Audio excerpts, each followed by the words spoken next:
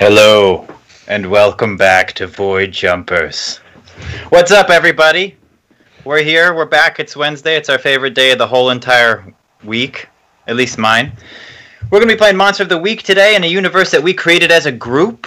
It's a book called Monster of the Week by Michael Sands. It's really great for collaborative storytelling and tabletop RPG. We made up a lot of our own rules, so just forgive us when we start to bend the existing ones or just going off on our own. But that's about it for the spiel. I want to welcome the rest of the team. Hey, what's up, everybody? Hey, team.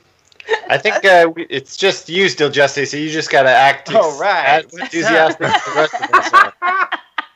Soon we'll have some team members here. We got just a couple of announcements before we get into the playing.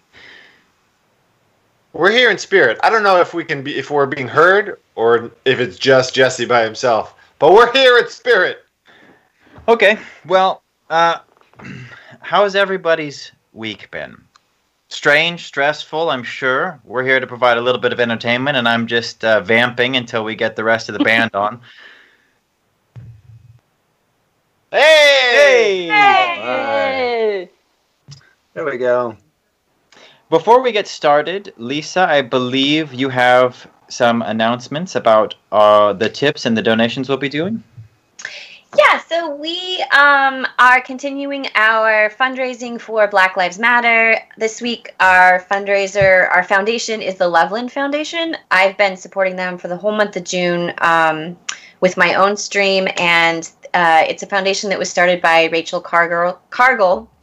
And according to their website, it says that the Loveland Foundation is committed to showing up for communities of color in unique and powerful ways with a particular focus on Black women and girls.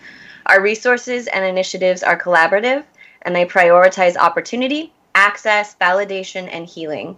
We are becoming the ones we've been waiting for. And they have an actual therapy fund, so they provide access to therapy, especially for Black women and girls, and they're a wonderful organization. So all of your tips tonight will go towards that, and we have a matching donor, I believe, somebody that's going to be matching 3 to 1. So your $25 tip will turn into $100, and so on and so on. So we have the opportunity to raise a lot of money for this great foundation, and we just want to say thank you in advance.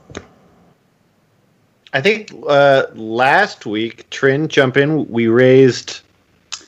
between this stream and basically because of this stream and putting the word out there, we raised over $1,300 for Black Lives Matters last week. So thank you, everybody who donated. Yeah, thanks, Chad. And everybody who's watching and who's spreading the word, that's all of us. That's very exciting. Cool. Bling. Just wanted to see if this would work. Oh, that was Aaron Morrison for $10. Hey! Sweet. Thanks Aaron so Morrison. much. Yeah, thank you. Now it's $40. Yeah. I love your story and I love that you support Black Lives Matter. Greetings from Germany. Oh. Hey. Ah, Cool. Dunk. Nadine with $15. Sweet. Like how it was said, too. Can't do the Black math on Lives that. Matter. 60? I think that turns into 60. $60. Yeah. Yes. Woo, American education. Math. Go forth and multiply. Okay, maybe skip the biblical reference, but you get the idea. Oh my goodness, that was R. McClen with $100, which turns into $400. Holy smokes. That's so Very awesome. Wow. Really Thank glad you. we have somebody else doing the live arithmetic here. Yeah, that 4 times 100, that's a doozy. Okay, Brian. Okay. I see, your tone is quite clear to all of us. Thank you. All right. Thanks, Yeah, thank you, everybody. I think that wraps up the announcements. Why don't we jump into the game? We're going to do what we're starting to do every time, and I enjoy. We're going to go around the group. I'll call each of you out. Why don't you just tell me about a moment or a sequence or a feeling you had about last week's session, something that you'll want us to remember and carry forward into this next one. We're going to start with our summoner, Bryn. Oh gosh. I think it was really interesting to learn that Summoner Lingorium. Oh! Oh! First time on the First time. street. I learned, it takes a while, that he is completely absent from at least the people that we have seen. He's not somebody that works with the people. He seems to be this kind of mysterious figure that is kind of revered and maybe almost feared. So I'm so excited for us to finally meet this guy because I don't know what's going to go down. All right, cool. Rex, what do you remember last time? I remember last time that we fought some monsters with some really cool, fiery magic stuff. But even cooler after that, when Tara was kind of basically blasted out of this well, she kind of landed in my arms. And there was a moment where I just really looked at her, and she looked at me, and then I pretended that wasn't happening. Okay. So that's what I'm taking away from last week's session. All right, you guys found some evidence around the town well that there was a creature moving in and out of it. And when Tara went in to investigate solo, which you guys had no problem whatsoever allowing, she got into a spot of trouble. And there was some magic that saved everybody. And then there was a tender moment between you. Okay. Yeah, good thing CNAC 88 wasn't around because he'd be dead for sure. Yes, CNAC 88. One moment that I remember that I want to point out, it came out in the improvisation, but we're going to live with it and use it, is that CNAC, after hearing the professor's qualms with some of the company's decision-making policies, revealed that he is recording all conversations and has limited power over what he can and cannot erase from those recordings, and to protect himself and the rest of you, decided to remove himself from the party. All right, Yeah. Professor. And also remove that bit of conversation from his memory banks, which was very, very nice. It was, let's see. Well, it's not necessarily as climactic as the plume of fire that came out of the well. But I kind of like enjoyed a little bit of verbal tete-a-tete with Galen Nuge, who I guess is the Nuge. What am I saying his name right? Naylan Jude. Jun. Naylan Juge. Fucker. No. Newland Douche. All right, Naylan Juge. Nailing dudes! Yeah, seeing Naylan dudes. Yeah.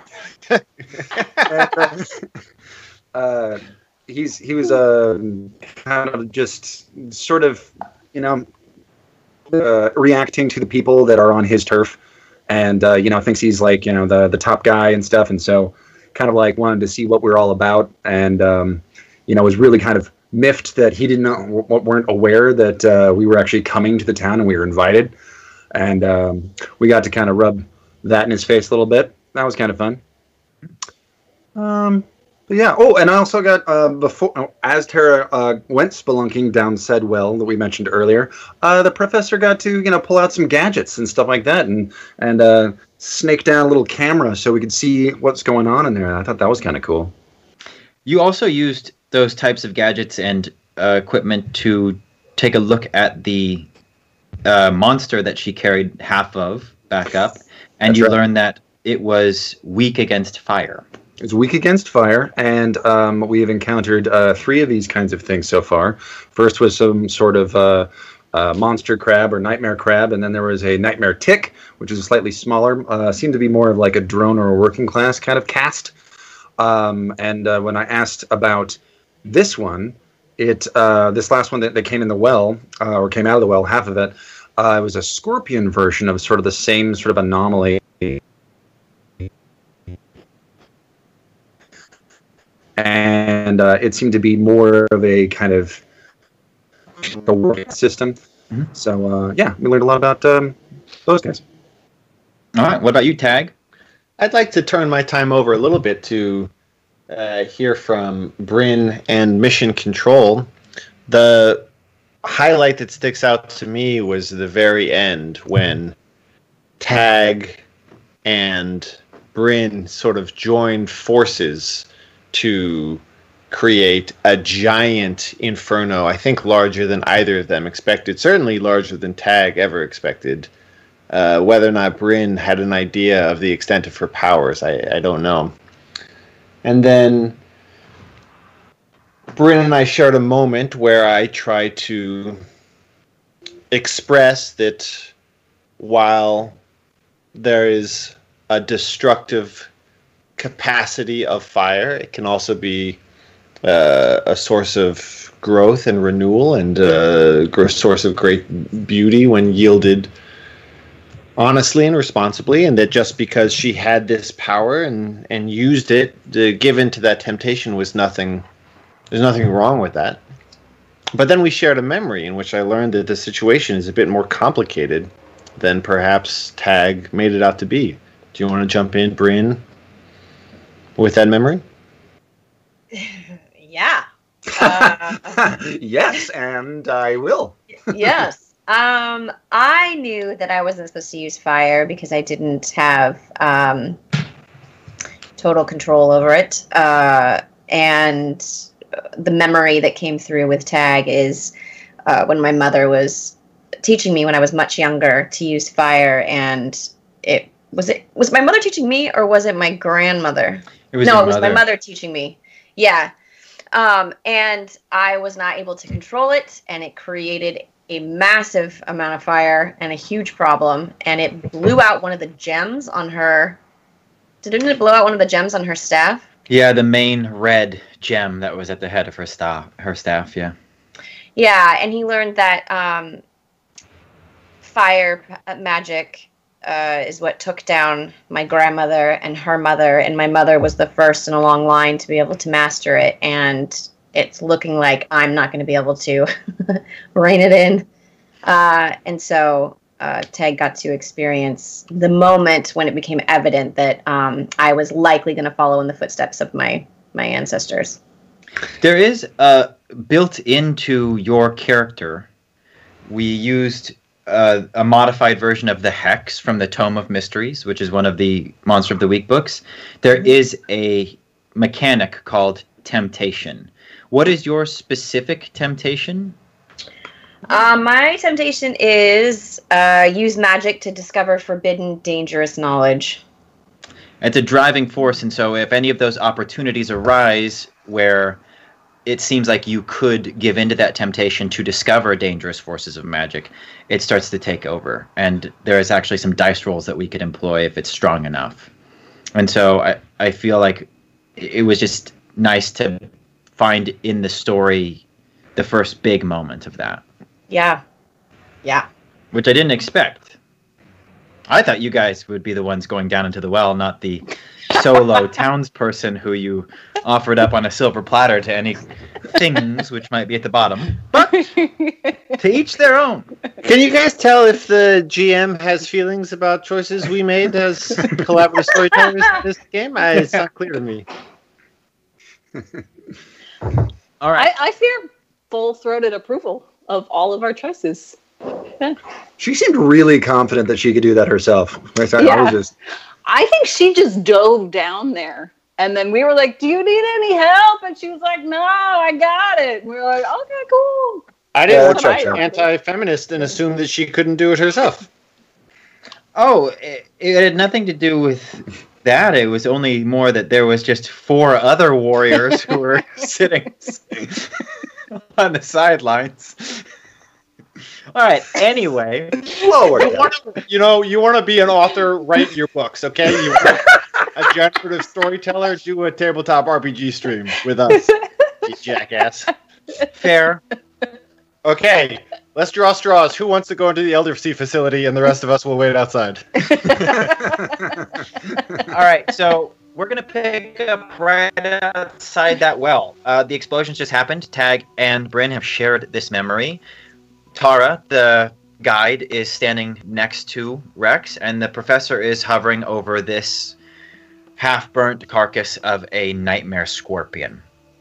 The rumors that have been circulating in town that you have heard so far are that workers have left for a shift, but none have returned. There has been some fluctuations in power and also a large seismic and also strange energy event that originated from the direction of this Elder Seed facility, one of the primary company interests on this Bloom planet. It is also where you know that you are supposed to have been meeting with Summoner Langurium for Bryn's summit. It is later in the afternoon, but Tara assures you that the sun sets late. It will be a prolonged and beautiful sunset. If you are not under the heavy canopy of the trees, you will be treated with a beautiful, beautiful experience. But you've got some hours of light left. What would you like to do? Well, I think we should probably move in the direction of the research and development plant, don't you think? I mean, do we have any loose ends we need to tie up here? I mean, obviously, we need to probably give. Tara. How is she? I forgot. Is she hurt? No, but speaking of that, I believe Professor, you took 2 harm last time total. Did anybody else take harm? I don't think so. That's All right. Yeah, Professor, you've taken 2 harm. Tara took 1. She's just scratched up a little bit from the quick exit, and but she was protected from all of the fire that happened down there. When she came up, you remember that her skin was so hot it was steaming, but Right. she had felt no pain and suffered no burns. Oh yeah, I told her she was really hot. Yeah. Yeah, you did. So she's cool. She's just got she's a little scratched up, but she's seen worse. Okay, so I have given everyone like these like little healing potion deals. So I have one myself. I think it probably would be wise to have one of those myself. Okay. You have a. I got it right here. All right. Plus 3 your heal potion and plus increase heal and stabilize. stabilize. Yeah. So when you drink it, tell me what it tastes like. What do your potions taste like when they're perfectly crafted? Oh, okay. Let's see. It tastes like grape drink. Mm-hmm. But it has kind of a weird finish, like you just sort of sucked on some nickels. Okay. It's not an unpleasant thing, but it kind of makes your feelings, if you have any, kind of like twang out a little bit. Mm-hmm. And then almost immediately is a euphoric feeling, followed by it's like immediately being really, really up on caffeine or something. Mm-hmm. Like not a kind of gradual thing, but like almost immediately. But except that is often met, at least for me, with kind of an unpleasantness, like my heart's pounding, for instance, in that situation. This is not that. This is just a very sharp kind of grape/alkaline taste, followed by a pleasant, fuzzy feeling. All right. And you heal all the way, and you're stabilized. If anyone doesn't know, you can take it from us. Sucky on nickels, not bad necessarily. Not always a bad thing. Not a bad thing. More you know. All right, listen, kids. All right. Well, before we head off anywhere, I'd like to pull Tara aside and just have a quick chat with her. Sure. And I want to say, how can we ever thank you? You have risked your life for us twice already.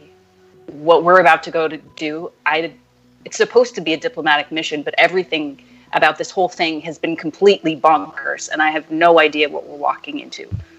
So, you've already done so much for us, and I'm already worried about something happening to you. I don't know if you were thinking about coming with us, but I can't ask you to do that. I want you to be safe. Sure. look, until the situation's resolved, nothing is going to be okay in Homestead. So, how about this? How about I take you down the path that I take everybody else when they need to go to the facility. It's quick, and it won't be dangerous, probably. And I'll leave you at the front gate and come home and watch over things here. You can bill the company for my services at a safety tripled rate, which will be nice for me. But ultimately, if I can get you there quickly and you're as capable as you look, you'll be able to resolve the situation, and hopefully things will go back to normal. And that would be the greatest gift you could give this colony. Can I keep using the swords? Sure. It would actually make me pretty happy. I don't often get to see them in action, so it's better in your hands than on the shelf. Okay. Cool. All right. Cool.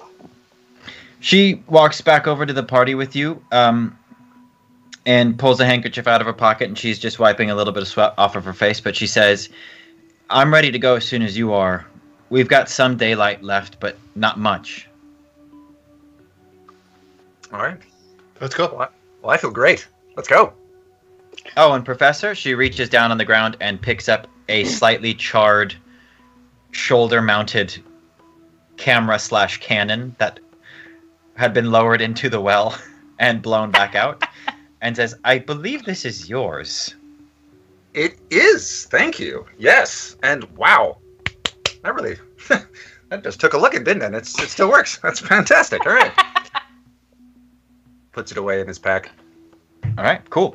She leads you out of town. There's only one road. The trees, though she tells you on the walk, are regularly culled and cut back. They grow back incredibly fast and are looming over this road. But you do have a nice view of the sky, and you march for what is probably 2.5 hours. Does anybody want to talk about their time on the road or any side conversations that need to happen before we arrive at the next destination? Yeah, I want to take Bryn just back, a couple paces into the caboose of the group and say, I think I might have spoken out of turn before. It's not my business to tell you how or what your powers are or what I think of them. I didn't know the stuff with your family. I shouldn't know the stuff about your family. I didn't mean to eavesdrop on that memory. I think I'm in over my head. I would appreciate it if you didn't mention what you learned to anybody else. Oh, yeah. That's rule number 1 in the Summoner Handbook. It's not actually or the Parallel Handbook. It's not a handbook, but that's, if I were to write a handbook, I would put that as rule number 1. Well, that would be in the top. I won't say anything. Thank you. I'm still trying to process what we did, and I don't... I could have killed people.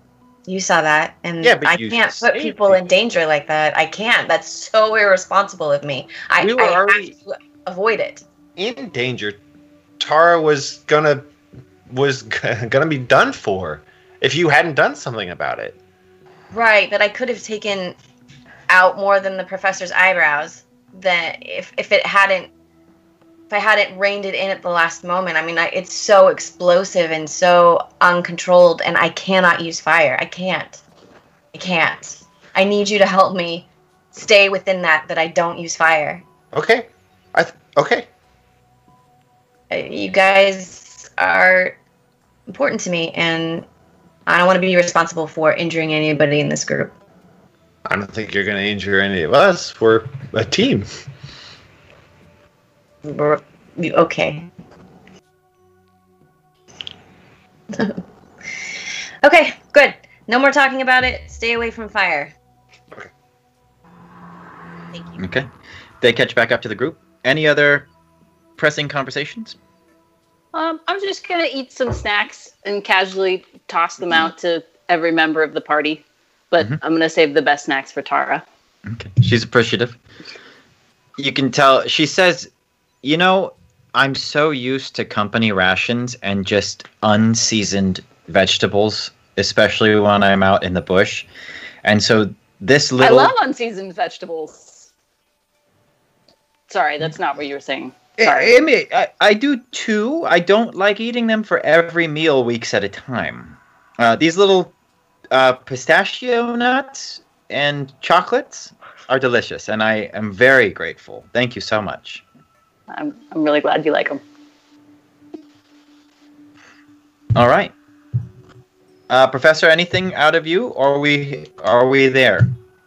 No, nothing out of me. I was basically going to mention something about some snacks as well. And Professor is kind of like idling and sort of babbling to himself whether or not he should like keep all of the scorch marks on his camera there because they look cool, or he should buff them out because, like, you know, it should be a professional. And he's just weighing the pros and cons of that.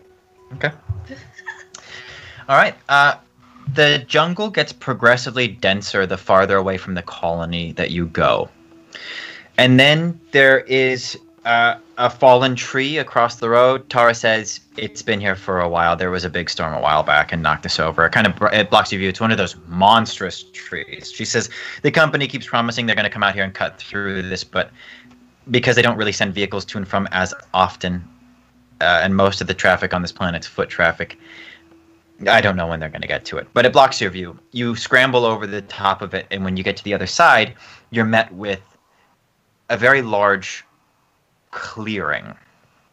The first thing to notice is that the land around the campus has been stripped. The trees are bare. The ground is dry, cracked dirt. This stands out to you because nothing about this planet has been dry or bare. The facility, which now is in front of you and rather large, in stark contrast to the barren soil surrounding it, is completely overgrown. There seems to be a large greenhouse near the center of the building. You can see it just as a bulb of glass in the middle of a very large roof. And that's where most of the plants are growing out of. The smokestacks and towers that are up there have been caked in mud, so they resemble termite mounds. Off to the right, away into the barren landscape, is a ramshackle tower. It looks to have been hastily constructed. You can't tell much about it from where you stand. It does not look like a permanent structure that fits in with the architecture of this facility. In a near perfect circle around the tower, the ground looks strange and different. You are now standing in this stripped clearing on dry, cracked earth, looking at a rather large company facility. All of you have been to different company facilities. They have a similar aesthetic. They are sleek, minimalistic. They look expensive, but you know the construction of them is quite cheap as space travel will allow. Most of these structures are mobile. They're flown in complete and then anchored to the planet and combined. So while the structure is similar to you, the configurations of these compounds varies. And so it almost looks like there's several wings that are the main structures that have been flown in and then other walls built up around these to connect them. What would you like to do? These things that you're describing, the cracked earth, the mud around the smokestacks, does it look like this has been the case for a while, or is a recent product maybe of that explosion of energy? It does not look like a product of the explosion of energy, but it does all look... You know, if you heard that the teams stopped showing back up to town 3 days ago, this facility would not be... There wouldn't be mud on the smokestacks in a working facility. And as far as the stripped, dry earth, that does not look like it is the effect of an explosion. It looks like... Actually, investigate a mystery. I will. Oh, I will investigate a mystery. sorry. You go for it, man. Plus sharp. 7. You get to hold one question. Ask me one of those questions from the list. I'd like to know what happened here. As you're poking around in the dirt, you can see scuff marks. They're similar to the ones that you saw in town. They're smaller. They don't look like they were gouged into the brick by that larger creature. These perhaps might fit with the nightmare tick that you saw. There's scuff marks in the dirt around here. And the trees and the bushes and the ground looks to have been stripped as though by those creatures and then hauled away. You recall to mind the image of an anthill in a grassy plain. How you come across this grass that ends in an abrupt line, and then everything surrounding the anthill has been stripped.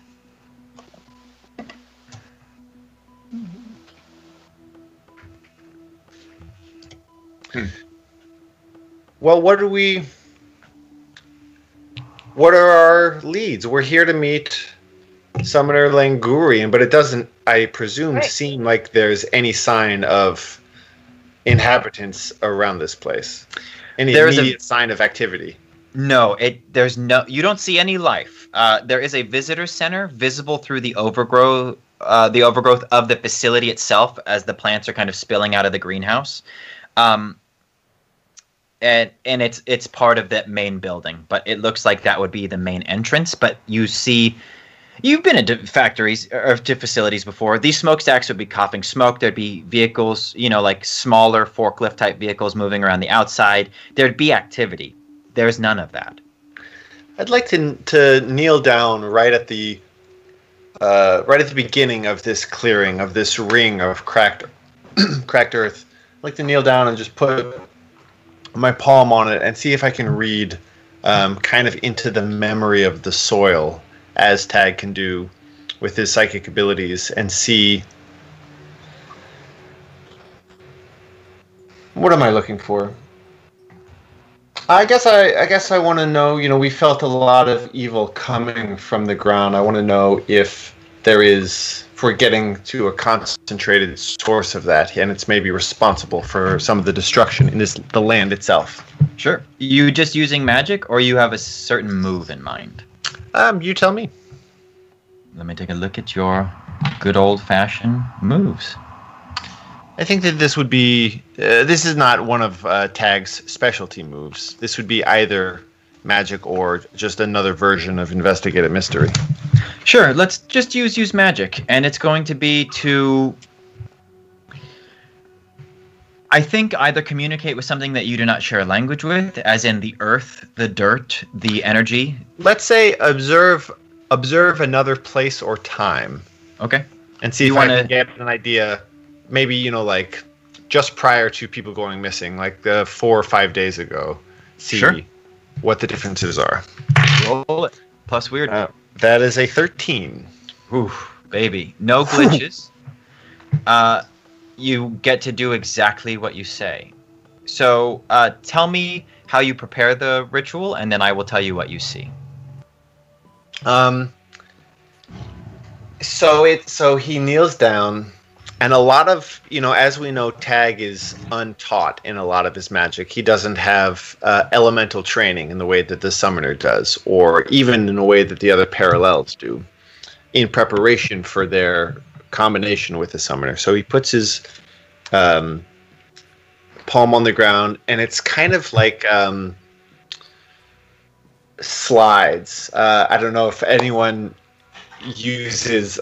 I won't make a pop cultural reference as a visual, but it's as if there is just sort of a void of visual and thought as his eyes are closed, and he just sees kind of snapshot, receding in time, quicker, almost as if he's scrolling through a bunch of old photographs to find one as it goes back and back in time. Okay, and you want to start from most recent and then see backwards? Yeah. Okay, so the first image you see is of this place, and it is empty as you see it now. And then there's this presence you feel behind you as everything is brighter, and suddenly you see the bulb, the huge explosion of green energy that came from the facility when you were landing, absorb back into the facility. It rolls over this place and just comes back into the facility itself, and you see it just absorb into kind of where the greenhouse is at the center of the facility. Then, off to your right, you see an explosion of fire near where that tower is, and that all implodes back into a single source at the bottom of the tower, and there are people stranded at the top of the tower. And there are nightmare crabs and scorpions surrounding the tower. And then you see this place slowly getting greener as nightmare crabs and nightmare ticks are going...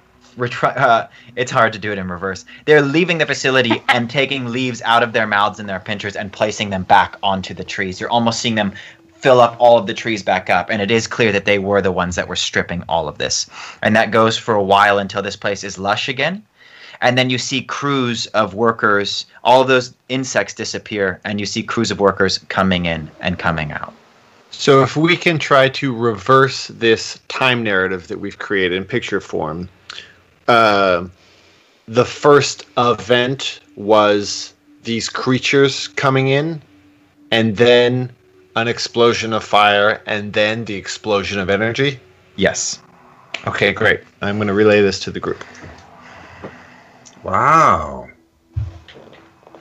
Huh. I had no idea you can tell all that by touching dirt. That's incredible. Yeah, it's not just touching dirt. I mean, I happen to the soil? Does it work on soil as well? Yeah, I mean, I think it just works in energy and the physical imprint that is left in places and things.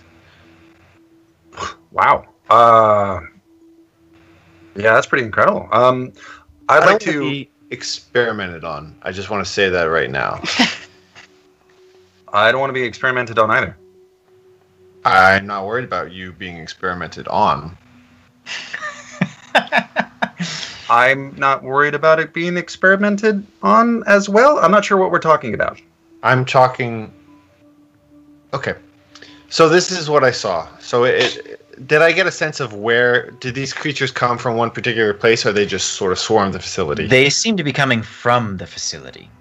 Oh, okay. And then returning to the facility. Ah, great. Well... Good news and bad news. Good news is I think if there is a nest or a hub, we found it. Bad news, it's exactly where we're trying to go. Huh. Interesting. This place is called Elder Seed Research and Development, right? Yes. And we're trying to find something called seed vats. Huh. Those of you with secret missions are, yeah. Did you say that out loud, Professor, or was that just... Oh, I thought I had already shared that with the group last session. You did, but there was a joke about how everyone went around the group and said, "Do you have a secret mission? Do you have a secret mission?" No, just the professor has a secret mission. That did happen.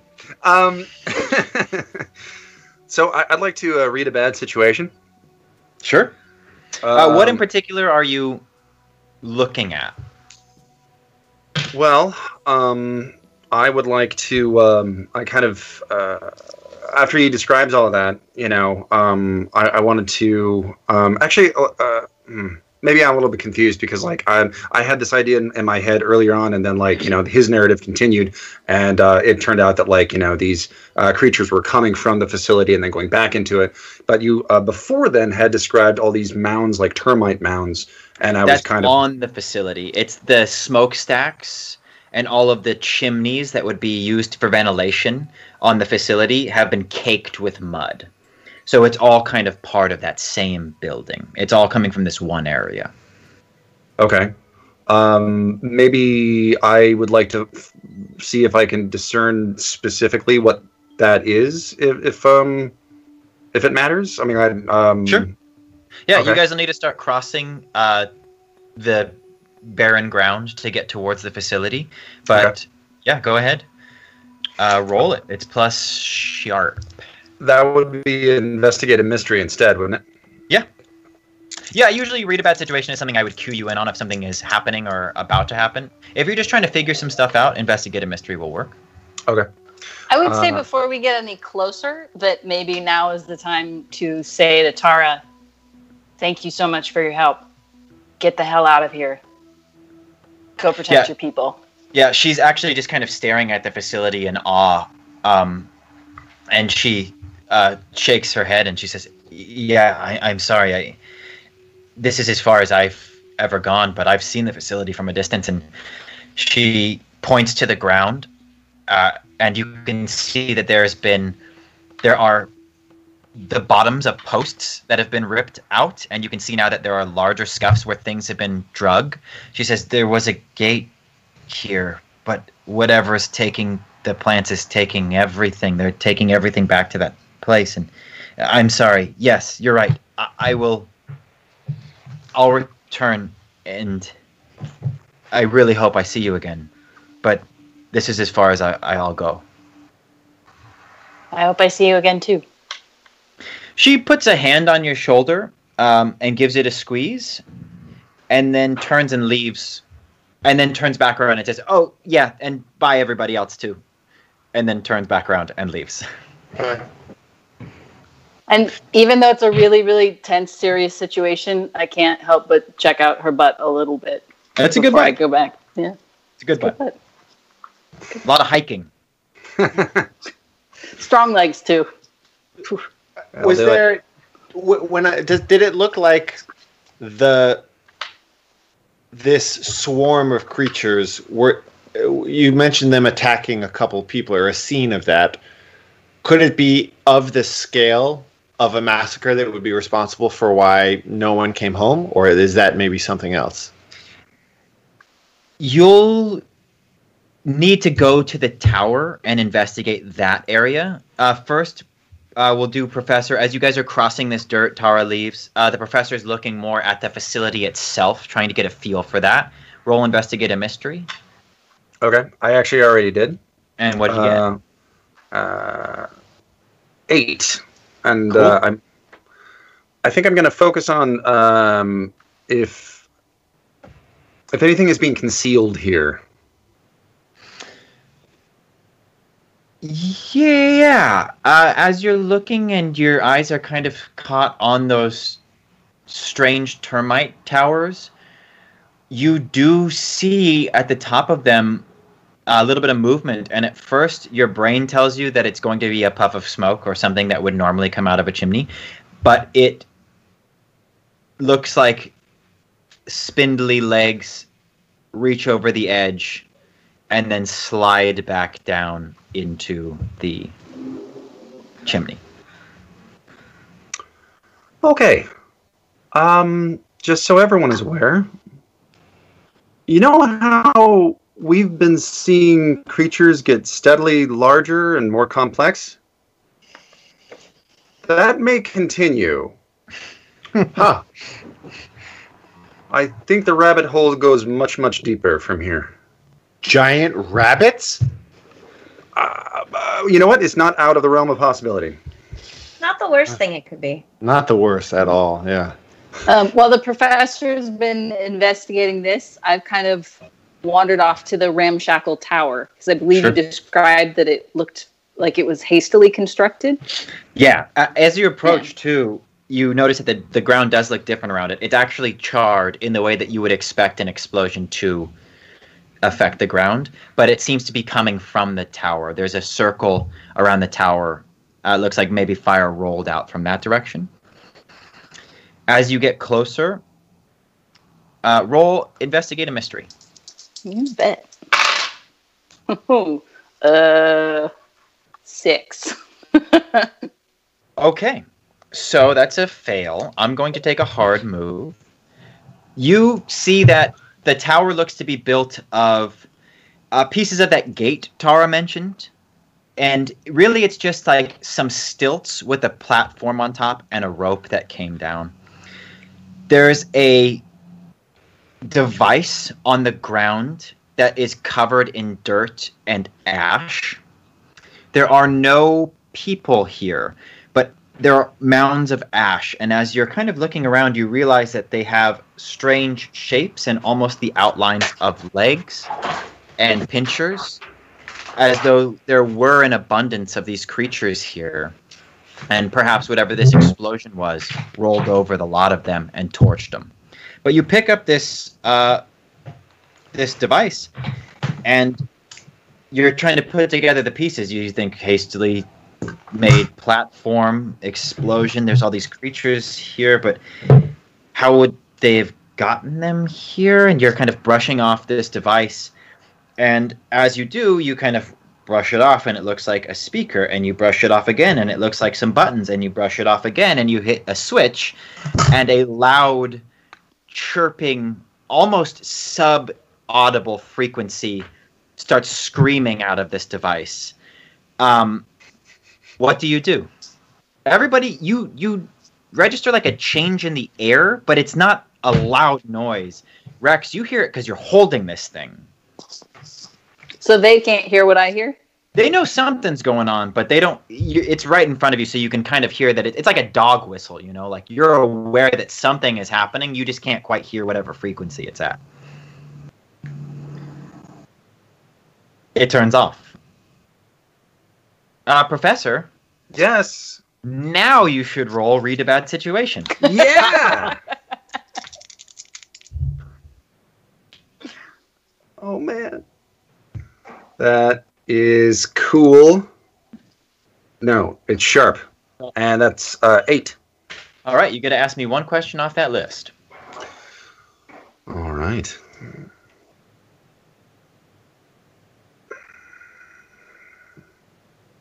Are there any dangers we haven't noticed? So as you are, the noise happens. I imagine the three of you immediately turn your attention to Tara and start heading that way. Sure. You see Tag and Bryn pull ahead of you. You're still kind of looking at the facility. Nothing's happening in those chimneys. Rex? Yes. And nothing's happening in those chimneys anymore, and you turn and you stumble, and you start to keep walking, and you turn back around, and it looks like maybe there was a little mound that you tripped over. And you turn back to continue towards Rex, and you see another one of these mounds form, and it raises a little bit more, and then opens. And you can tell that the ground has been carved out to create a type of trap door. And a rather sinister-looking nightmare scorpion is starting to reach its pinchers out to grab what they thought were something that was unaware towards the professor. Bren and Tag, if you're moving towards Rex, you don't necessarily see this. Professor, what do you do? I want to get out of the way and make everyone aware of the strange monster that's coming out of the ground. Okay. Perhaps by squealing. Okay, so you squeal and you want to get out of this thing's way. It's reaching for you. Yeah, that's what I would like to do. Act under pressure, which is plus cool. All right. 7. Okay. So you can either alert your party and jump out of the way and take some damage, or just react immediately without alerting your party and take no damage. What would you like to do? I brimming with grape drink. I don't want to make it go down yet. I guess I'll go ahead and just get out of the way successfully, because if it is a scorpion, it's very large, and hopefully people will be able to see it. Sure. You stumble backwards away from it. It lunges out and tries to clip you and misses. And in this moment of celebration, you trip on the mound that you forgot was behind you and land on top of what is now a trapdoor that you are sitting on that is lifting up. And you can see from under you exploratory feelers. But it seems that you are on top of the trapdoor and not necessarily visible to whatever is coming out underneath. These look slightly smaller than the one you just avoided. Okay. Rex, you just turned off this thing. You can see the professor stumbling around in the distance, and Bryn and Tag are approaching you. Okay, but I can't. He has not actively alerted us to a danger. Nope, No, he just seems to be stumbling around. Oh, that old klutz. Cartoonly crouching upon an ever-raising mound, looking very nervous. Yeah, he looks pretty klutzy, so I think I probably go back to examining this tower. Okay. Bryn and Is it already happening? All right. Yeah. All right. Sorry, guys. Technical difficulties. Thanks for sticking around. We left off in this barren clearing around the Elder Seed facility. The professor just stumbled upon a trapdoor and a nightmare scorpion, which was reaching for him. He now has the chance to either get away completely without taking any damage and not alerting his friends, or alerting his friends and potentially getting hurt or captured by this nightmare insect. Professor. I choose the Hashtag first tip one, of the hat. protecting myself and quietly let everyone around me not know what's going on. You scamper away without thinking twice, and in a moment of celebration move backwards, but trip onto the mound that was rising behind you that you forgot about, Right. and land on top of another trapdoor, where you see some more pinchers reach out, except these are just a little bit smaller than the large ones that you saw directly in front of you. You're now sitting on top of a slowly rising trapdoor, and you can see a very large pincher reaching out of the one in front of you. But we're going to go to Rex, who is seeing Bryn and Tag arrive. They're at the base of that ramshackle tower. As Bryn and Tag arrive, they can see that the ground has been scorched as though an explosion rolled over it, and there are charred, ashy husks of what looks to be deceased nightmare crabs and ticks, and some other larger forms. But Rex is standing there at the base of this tower, holding a device which you Love recently you heard. guys. I heard some stuff. I didn't hear it. We've got Trinbot just tipped $25. Thanks, Trinbot. Tipped in $10. Hashtag All tip. right, thank you. Yes. So I believe that was a total of 140. I think. Yeah. Sweet. Literally, there is nowhere for us to know. Yeah. You know what? There's no possible way. All right, Bryn, Tag, you arrive at the base of the tower, and Rex is holding this device. What Wait, do is you do? Trinbot you? Are you Yes. Trinbot? Well, are we laughing because that was obvious to everyone but me? Yeah. You just played it down so much. We're not going to acknowledge that you tipped to your own. I want to take that one out. I want that one just for me. That's not how it works. Well, You don't get the 3 to 1.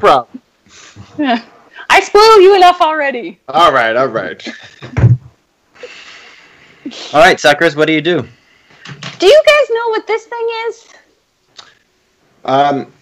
I don't think I'm super well equipped to find out, but let me see if I can tinker with it a little bit and see if I can come up with any answers. Sure. Roll investigate a mystery. That's going to be a 6. Yeah. In tinkering with it, you come across what looks to be a very prominent switch, and you say, "Is this the one that you?" And you hit it, and it starts to make that dog whistle noise again. You Look see around a bit. some dirt billow up in the distance back by where the professor is. Professor, you actually topple off backwards off of this trapdoor as it explodes into the air. There's a cloud of dirt, and you, around the base of the tower, see a very, very large nightmare scorpion. It's like a combination of some kind of weird sci-fi arachnid scorpion. It's the size of a Volkswagen bus. It's just huge. It is now moving towards you very quickly, and there's a second one, smaller, slightly larger than the crab you faced before, that also has a tail. They are both sickled up and topped with a stinger, and they are moving very quickly towards the 3 of you who are at the base of the tower. You are standing there holding this device that is making a noise.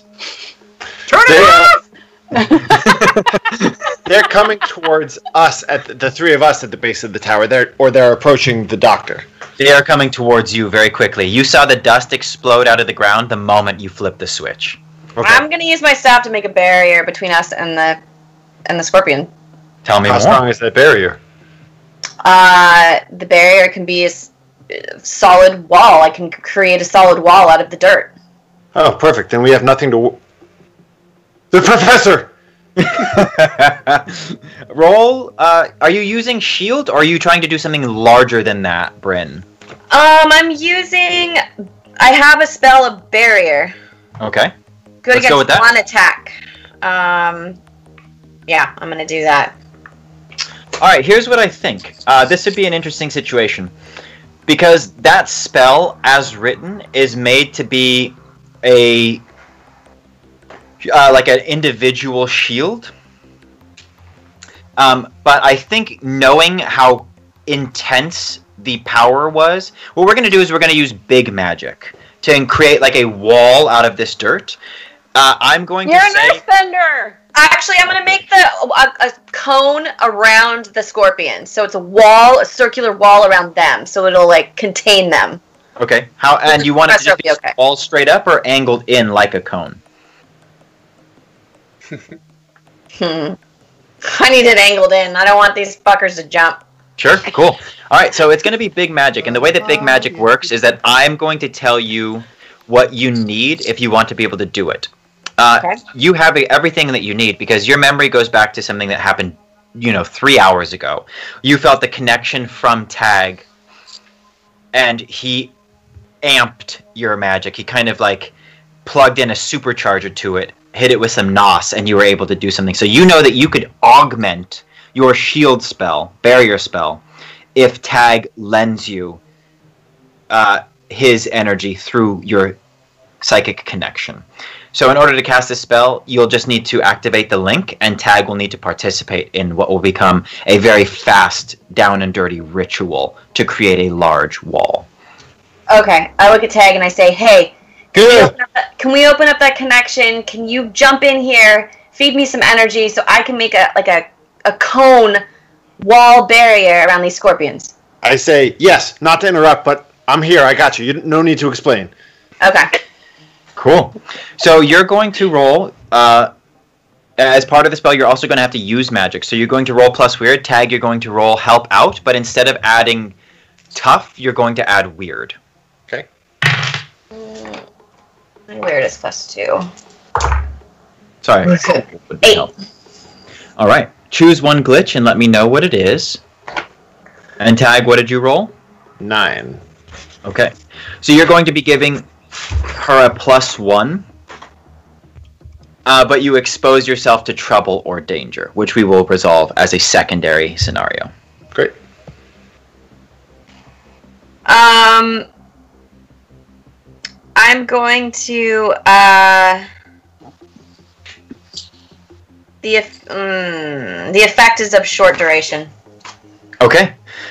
So you're going to be able to cast a spell. It's just not going to last as long as you want. Tell me exactly how you do it and what it looks like. I pull out Airmed and I survey the ground really quickly, and I look and I see that it's scorched earth, right? That's what's around us. Around you, next to the tower, it's scorched earth, but the entire area is just this barren, cracked dirt. Okay. Where was once a rainforest?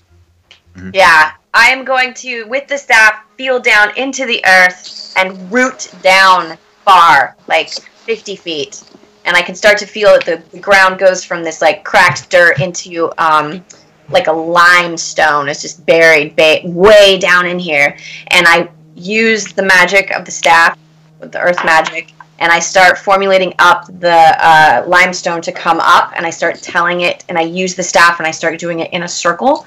And as it starts going, it starts pulling it up through the cracks into this circle, and it starts rising up, and it's this old stone that hasn't seen the sun in a super long time. And it starts formulating up hollow in the middle, so it's this ring that's coming up around the scorpions. And then as I get it as high as I want it, I tip my staff down, and the sides of them start folding in like that.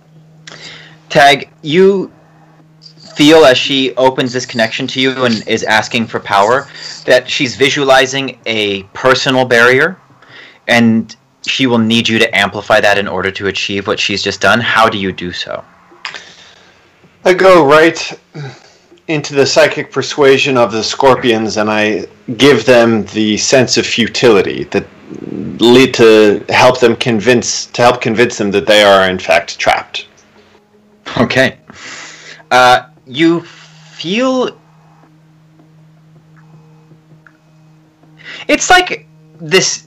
Rather than them being able to think that thought, you're instead slowing down the thoughts that they were thinking, which is of like, get there, attack, eat, attack, kill. And you're just like slowing those thoughts down and bringing them to a more neutral place where instead of having any intention, they have no intention. And so they start to meander, and these rocks grow up out of the ground and cone up around them. And for a moment, all is quiet. And I yell to the professor, and I say, run!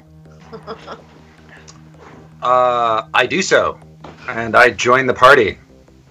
Let's see. I would like... Is it act under pressure, or like, or just I'm just gonna run towards the party and then take out my shoulder cannon? You can get there just fine. Right now, they're trapped in this barrier. There doesn't seem to be any kind of noise. But as the professor arrives, the strain of maintaining this heightened spell severs your connection a bit prematurely. And, Bryn, you lose control of this stone, your connection to it. And you can see the rock actually start to crack and crumble and fall away. And as it does, there are no scorpions inside this cone. They were both trapped in one cone? Yes. Damn. They were there, right? I didn't just imagine it. Yeah, I didn't do anything to zap them out of existence. I don't even think I could do that. Could I do that? Did you use your machine again, Professor? No! Professor! No. Yes? Nothing. I suppose this would be an appropriate time to unleash great evil upon the things trying to kill us. Oh, for God's sakes. This is not a necessarily evil thing, guys. Come on. Look, sure. I can show you some really other kind of things. So, like, no. Let's not focus right now, okay? Yeah. Do you know what this is? Let me take a look at it. Have you turned it off? I think it's been on this whole time, because Tag had it. So I don't know what he did with it. Have you turned it off? Yeah. I don't think it would be cheating to say yeah. Okay. Because it's something, it's like almost like a little bit of hair stand on end when it's on, right? Yeah, sure. Yeah, so I flip it on. I don't immediately sense that something happens, but it's off, and I flip it off just in the way you like flip a light switch. If it doesn't immediately turn on a light, you're like, okay, you flip it a couple times maybe, but let it land on the off position. Okay. Also, I mean, it's pretty easy to figure out in context. I mean, like, this device starts making a noise, and immediately, like, monsters started attacking us. So it's like, I do that to my smoke alarm when it's bugging me. So, like, I think we can probably stands to reason be like, click that off. I would like to take a look at the device. Sure. That will be investigate a mystery. I will investigate a mystery. There's a switch on it. That's what I found. Yeah. Also buttons. I found some buttons. So, I'm going to, yeah, I mean, like, do I have, let me just read. How the professor is also about to flip on the switch. Okay, so that's 3 plus 2, so that's 5. That is My God, why? That is my 4th fail, by the way. So I think I get a puppy now, or some sort of thing. I don't know exactly. I get a prize. Like leveling up. You are holding this device, and it comes to you. You say, what you piece together is that, looking at it and the way that the creatures reacted, like you said, in the context of the situation, this drew them in. There's a lot of ashy husks around the base of this tower. In the vision Tag had, there was an explosion of fire here. Perhaps if there were survivors at this facility, they had gotten some height, used this to draw the creatures in, and then dropped a fireball on them. And as you turn to tell this to your party, you see that in the dirt behind them, sand is shifting, and large claws are reaching out. And they actually grab Rex around the leg and pull her out from under her feet. A second smaller nightmare. You realize these creatures must have gone underground when they were in the cone, and they've now come up behind. They've grabbed Rex, and a second one is lurching towards Bryn. What do you do? I try to protect them. I want to shoot them. Precisely. Sure. With your... Wait, shoot who? I believe that the professor is referencing the great action movie Speed and suggesting to shoot the hostage. Am I correct? This is not correct. Okay, perfectly clear. You have an experimental Eric's cannon, an EA cannon. That's right. Right now, I believe the only element that is loaded into it is Void. That is correct. I didn't know. I thought it was just one at a time. I thought I could only do one at a time. It can hold 3, but the only one that can be put in and taken out is Void. So if you go Void, Fire, Water, and you put in a third, one of the other 2 are gone for good. Got it. So right now you just got Void. Why don't you roll Kick Some Ass? And I believe one of your other powers allows you to do so with Sharp. It is called Mathematical Precision. Yeah, that's exactly what I want to do. Skills. So, a shoulder cannon comes out, like the lovely Muppet that it is, and also the professor sort of touches part of his temple, and there's not like a band or anything like that around there, but somehow like a little, like a little targeting reticle kind of comes out and over his eyeball. And allows him to really hone in on this blast, which is totally going to work. Got to reroll that one. Okay. All right. That is 10. Okay. You get to choose an advanced or an extra effect. On a 10 plus, choose one of those extra effects. Which would you like to do? Give +1 to yourself or another forward, inflict more harm, suffer less harm because you will be exchanging harm with this creature, or force the creature where you want it. More harm to the creature that I believe the first one had grabbed Bryn. The larger has grabbed Rex. Oh, and the smaller one is moving towards Bryn. Okay, I do the larger one that actually has one of my comrades. Okay. Your arm cannon winds up and blasts a huge ball of void energy, and it strikes this scorpion square in the face. It reflexively flings Rex out of its grip, who comes flying and crashes right into you. You take 1 harm. Rex, you take 1 harm, but I believe with your armor, that does not matter. Gotta get some of that sweet, sweet armor. Your cannon does 2 harm, but it looks like it kind of splashes over some armor that is on this arachnid, and does not seem to do much damage. Oh no! It is now focused on you and its lost prey and is lurching towards the 2 of you. Bryn, you are now aware that one of these nightmare scorpions, a smaller one, smaller in relation to the VW bus that is going after Rex and the professor. This one is like the size of a horse. It's coming towards you. And it has just risen out of the sand and is making to grab you and potentially pull you back down under the earth. So are these guys, I have Force of Will, which can dispel a magical effect, block a spell, or suspend a phenomenon. Do I get a sense that these have been magically messed with to make bigger, so I could potentially block that magic? Why don't you read a bad situation. Okay.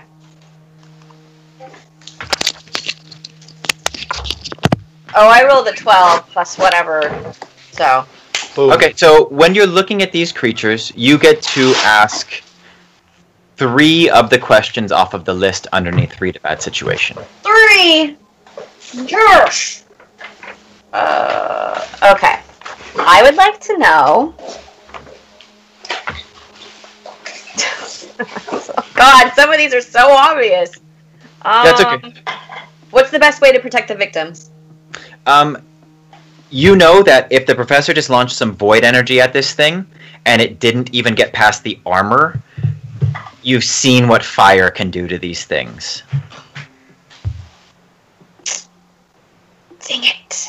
I will answer, because it's not on the list, I will answer the question you asked, which was, will force of will have an effect on them? What you notice is that they do not seem to have been first glance, they do not seem to have been magically enlarged with some kind of spell, but they are dripping that ichor, that black, oily, smelly substance, which Rex recognizes. We've talked about it a lot and kind of alluded to it. Rex recognizes it as exactly the thing that she came into contact with during her flashback as a child. Whatever attacked her village and potentially did away with her family was coated in this same ichor. And so they seem to be affected by something, and that something could be this sickness that is caused by the ichor. And you get one more question. Are there any dangers we haven't noticed? It does not seem like it. It only appears to be these 2 creatures that are attacking you at the moment. None of the other trapdoors, now that you know what you're looking for, this cracked earth seems to be littered with trapdoors, as if there's a tunnel network underneath your feet. There doesn't seem to be any other activity coming from them. Okay, I'm going to open the link to Tag. And I'm going to say, Tag, I think the only thing I could do to fight these off is fire, but I'm super nervous about that, and I know I told you to tell me never to do it, to not do it, so can you talk me out of it, or should I do it? Don't do it. You're not... So these thoughts are coming very quickly in the way that when we have thoughts ourselves, we don't necessarily put them into sentences because there's quite a sense of urgency. But the thought that I'm trying to communicate is a holistic confidence in her abilities. That it's not that you are not just this one element. This is not the only tool in the shed right now. Okay, then I'm going to try to heal this scorpion. If it's sick, maybe if I heal it of this thing that's eating it, it may return to its normal... just regular giant scorpions. Form. Sure. I'd like to just focus. You're going to use your heal spell? Yep. Okay, I'd like you to choose an element that you will be calling on in order to do the spell.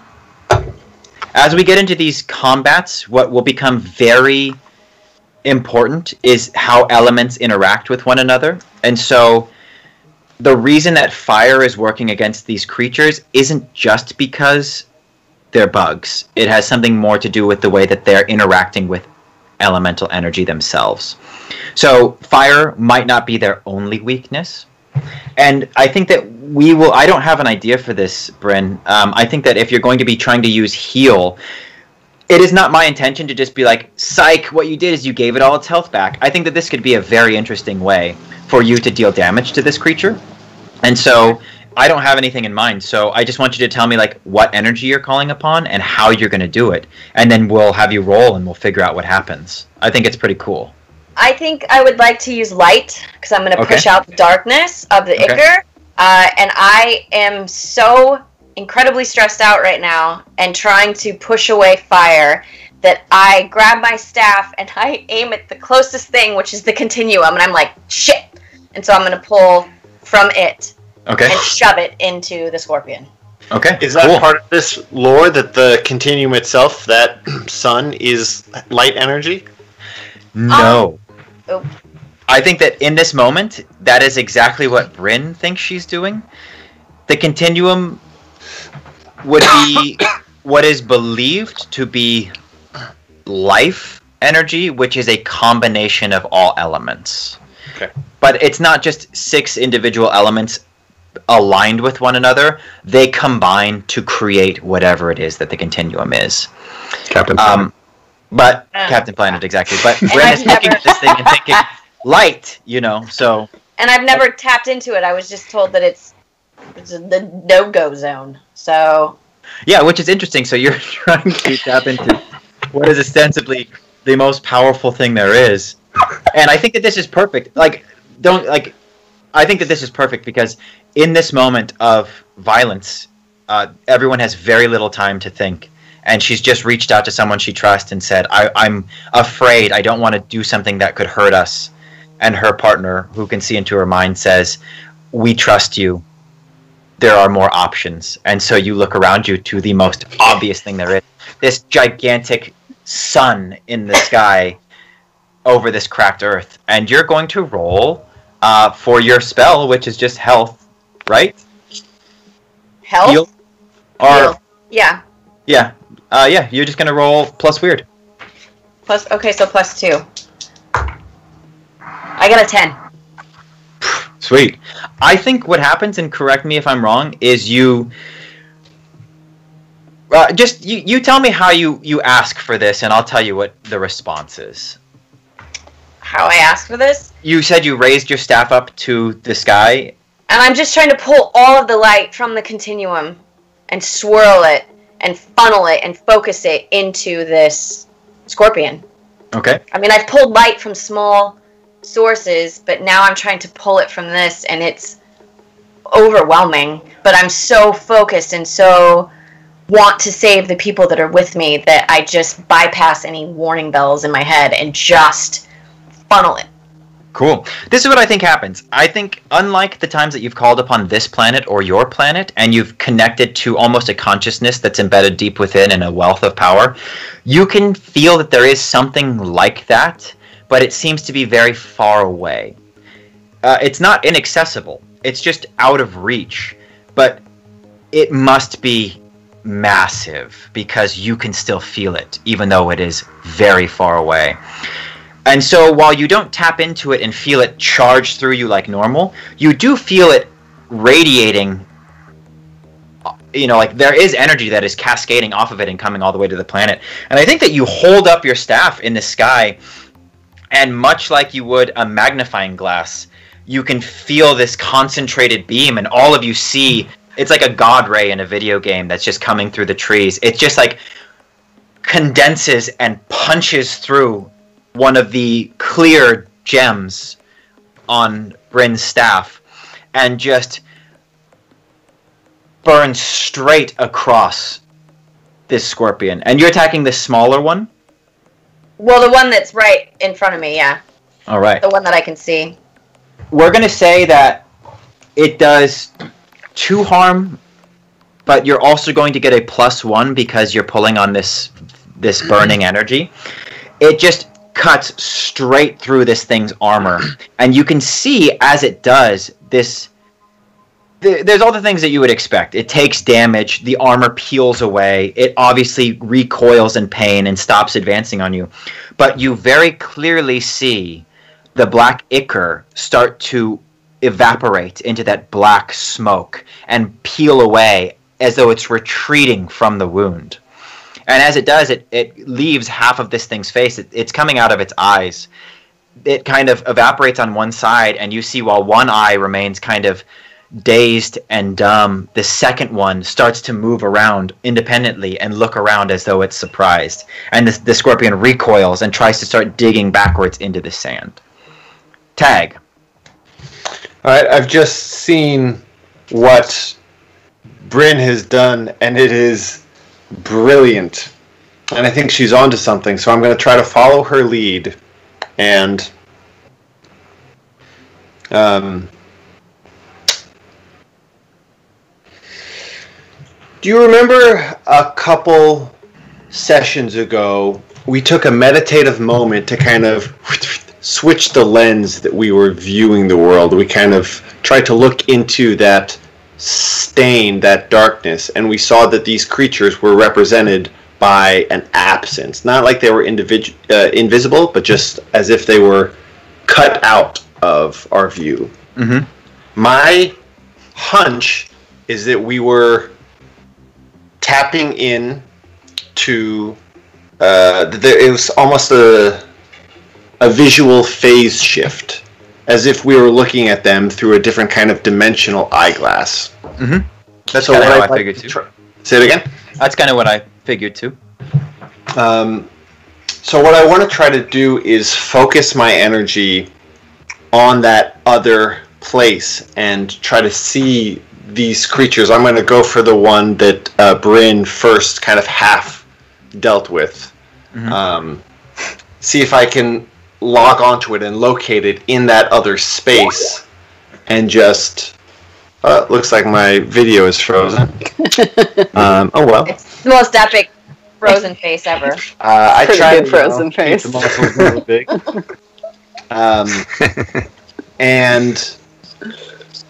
And what I want to do is, in that space, just kind of pull that ichor, grab into that silhouetted emptiness where that creature would be, and try to pull down and restrain that force, that ichor, into that realm only, so that whatever creature exists in our world, our regular world, assuming that one does, it can be kind of freed from that as I lock that ichor into this phased dimension.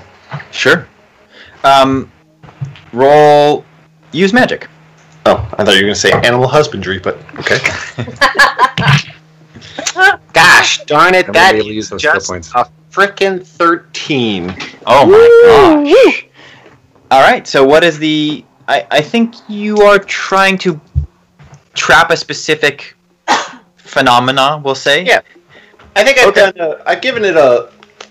I've done two things. I've given a lot of description of what I want to do, and I've also described a hunch of mine, a theoretical anomaly. So I'd love you to take over and tell me to what degree any of this manifests, if it is possible.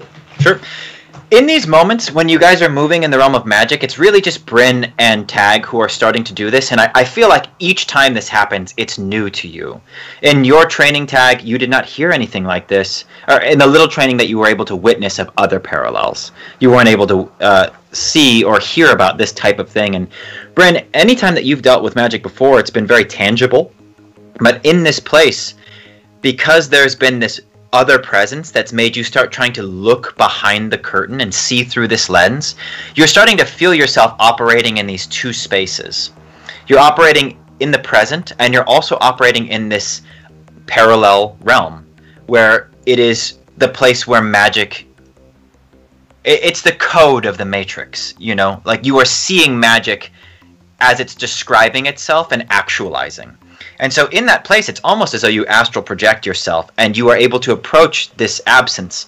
But what you see is a small place where that scorpion's body is visible. It's though it's peeking through the hole in the image. The place that she seared with the beam and the smoke roiled off of, you can see that, and it has a border. And so you go and you're actually able to grab it and peel it back like a film. And you can just help this thing, which is starting to try and escape from this negative place, and claw its way back into the realm of magic, as though it's been removed from it. Fight through, and working with this thing on a 13, you just are able to unwrap it like a thing of string cheese, you know, like you just peel it back and this thing escapes out. And everybody else who's watching, you see Tag reaching out towards this thing, but he hasn't actually moved.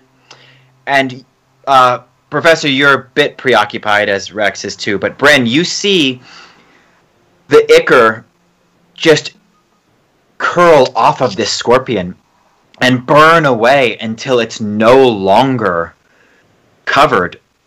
And it lurches forward in this experimental movement and seems to shake itself and then move forward some more. And as it's moving forward, you see this tension leave it. And then you see its armor start to burn away and turn into these flecks of green glitter.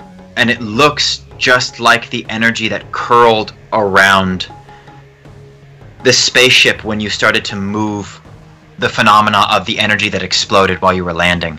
And it just burns away, and the creature dusts. But there's no pain. It seems as though in Tag's action, some great restraint or pain was removed from it. And once it was free, it was able to just leave. And these green energy flakes swirl away into the breeze, and then they're gone. And the scorpion is no longer there.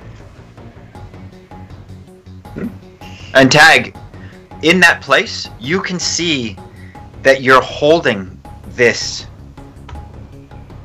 wet blanket of malice. And now that it's free from the scorpion, you're having a hard time letting go of it. Rex, what do you do? You're being charged by a very large nightmare scorpion. How It's far just away shrugged from me off is a it? void blast. It's in the sense of combat, it is going to be in a place that you could easily have time to either step forward and attack it or step back and avoid it. It's like in the realm of engagement right now. Okay, but it's not a long ways away from me. No. Okay. Well, being who I am, I think I step forward to engage it with Graflex. Excellent. Yeah. Roll kick some ass. Oh, I should say, you have a character trait on your skill sheet called I Know My Prey, +1 ongoing when knowingly investigating, pursuing, or fighting the breed of monster that caused your loss. It's not the scorpion, but the ichor. The ichor. Is now granting you a +1 when you are rolling to kick some ass. It won't be to damage, it will be to this initial roll. So with Graflex, I think you're getting basically like a +2 plus tough. Which I think my tough is 2. Yeah.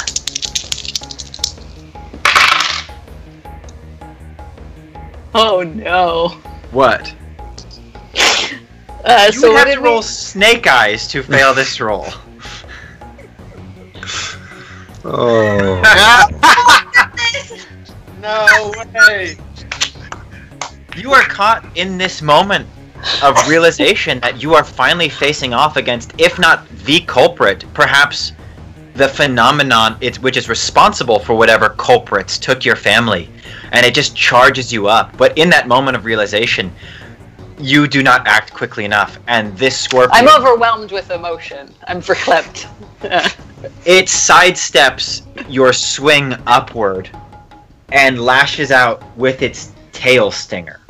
Oh no. Which does 3 harm. It happens very quickly.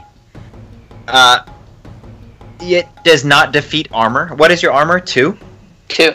So you take 1 harm, but the tip of the stinger goes through your security vest, and you feel a burning sensation as something enters into your bloodstream. Oh no. You will have a -1 on your next roll, regardless of what it is, because you are now poisoned. Okay. What do you mean, regardless of what it is? It sounds like poison if it's poisoned her. Regardless of what your next roll is. So it could be to Okay. attack, flee, it doesn't matter what you're doing, you feel bad. Okay. Yeah. Which brings us back Ow! to the professor. Ow! You just watched Oh. Rex get skewered. Sure did. You got scared. So I was really expecting that to work out and buy me some time. So, Are you I still had plenty- carrying, Professor, we'll call them artifacts that we picked up from the cargo of the ship? Yes. Yes. Yeah, I actually, I thought I had just one of them that I needed to extract, and I was going to extract it out of this blanket. But let's see, because I have a fire protection blanket that I can take that out of. You also have ember rods. I also Or have an ember ember rods. rod. Okay. Okay, but like that's what I'd like to do. I'd like to distill some magic and extract some fire erics from an ember rock. Okay. You see Rex get skewered, and you take a step back and remove your backpack and unzip it and look inside and pull out an ember rod. You do what we've all seen you do before. You hold your hand over the top of the ember rod. Roll Distill Magic. Okay. Oh, yeah. That's 10 on Distill Magic. Okay. So you are going to... you feel all of the fire energy remove itself from this ember rod and enter into your hand, and you now have a fire Eric's in your glove. On a 10 plus, you distill it perfectly, and you can now use it to enchant any gear. You're going to add the enchantment plus 2 positive tags. It is also available to place into your arm blaster. Right. Those are the 2 things you can do with these Eric's. You can use them to enchant, or you can use them as ammunition.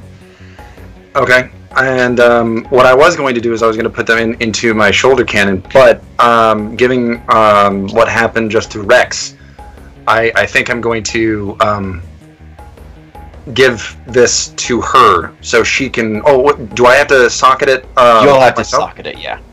Okay, well that is not a good time to do it right now. Here's what I'll say. In these moments, you will have... If you were going to try and socket it on Graflex, the way that this move is built is that it will always get socketed. Mm-hmm. So you're not at risk for losing this thing. You'll be at a -1 for the effect. I should have done that for the Distill Magic roll, which I forgot to, but you're going to get a 10 plus. So you could do it, but it'll take your turn. Okay. Now, the thing is, you've been told that they want you to try these things in the field, and this is what your gear is designed to do. To very quickly transfer magic from one thing to another and kind of slide elements around on the scale. So on your next turn, you could run over there and pop this thing into Graflex. Oh, on my next turn. Okay. Actually, let's just let you do it now. But what you do is you can get to Rex, who's kind of on the end of this thing's tail. She's possibly holding her mace down, and it's leaning in the dirt. And you will be able to, as you're just watching this and quickly doing your things, how do you socket it into the weapon? She's like this on a stinger apparently, and so I quickly but very nervously kind of skitter up, eyes on the scorpion the whole time, and then are clipping in front of you. And I grab the head of her spear and socket it into Graflex. Sure. And there's this satisfying sort of union. Yeah, sure. Yeah, also a satisfying sucking noise. And then the object, in this case, this Graflex spear, sort of hums very briefly. They just and very locally too, just for the length of the actual spear. And then that's what happens. All right. You're now rocking an enchanted mace, Rex, but we go to Bryn. You've just watched one of the smaller of the 2 scorpions, turn into green energy and disappear. I mean, I would want to do the same thing again. I just don't know if there's a limit to how much big magic I can use. This is just a regular use magic. I would say that you're still holding your staff in the air and there is a beam of energy coming through it. It would be easy for you to change targets. You will roll use magic again simply to see if there is going to be a glitch. But you don't need to re-perform this spell. You're just holding this laser beam that's shooting out of your thing and burning these huge cuts into the earth. Right. Okay. Then yes, I'm gonna focus it on the second scorpion. Okay. Just roll plus weird, and let's see if you get a glitch. 10. Excellent. You do not. Tell us what happens as you aim this at the second scorpion. right now my staff is super charged, like even more so, which is probably a good thing because this one's bigger, correct? Yes, very big. It's like twice the size of the one that you just hurt. Yeah. I look because are they behind me? Like I'm facing where the other one was, and they're behind me. Yes. Okay. So I'm gonna look over my shoulder. I'm gonna raise this up, and I'm gonna turn around, and I'm just gonna yell, "Look out!" to everybody. Away! and then turn around so I'm facing them, and I'm just gonna funnel the power to it, and I'm just gonna aim it again right on the scorpion with the full intent of removing the ichor. Sure. It slices right through this thing's tail, and the stinger actually falls off. It kind of like slides out of Rex, and you see as this beam goes through the tail and scores the back of this thing's armor, a lot of the armor starts to peel away. Mechanically speaking, it's now -1 to the armor that it had before. And you can see the ichor start to burn, and smoke is roiling off of this thing. And it takes what would be 2 damage, but an additional +1 because of the elemental reaction. It takes 3 damage, and it is now this weird screaming sound is coming from it. But it's very reminiscent of the sound that device you found in the dirt was making. Tag, you are standing outside of yourself as kind of an astral projection in this realm of the magic, and holding on to this blanket of malice that has become very difficult to let go of. It's the ichor that has formed into substance in this phase state? Yes. You're holding it. It doesn't look like ichor anymore. It looks like this weird sheet. But Bryn, if she were to look at you from the outside, would see you standing there with your eyes closed, holding kind of like Venom's alien costume as it's starting to crawl up your hands. Oh, let's deal with that. Okay. Do I? So if my consciousness is in, I'm going to keep calling it phase state right now. Am I aware of that encroaching malice, or do I think that I have it at arm's length of a sort? You're aware of it, and you can choose. There's no reason that you can't be in either place. So you can choose to deal with this. You just choose in which realm you will, and it will affect the other realm. Okay.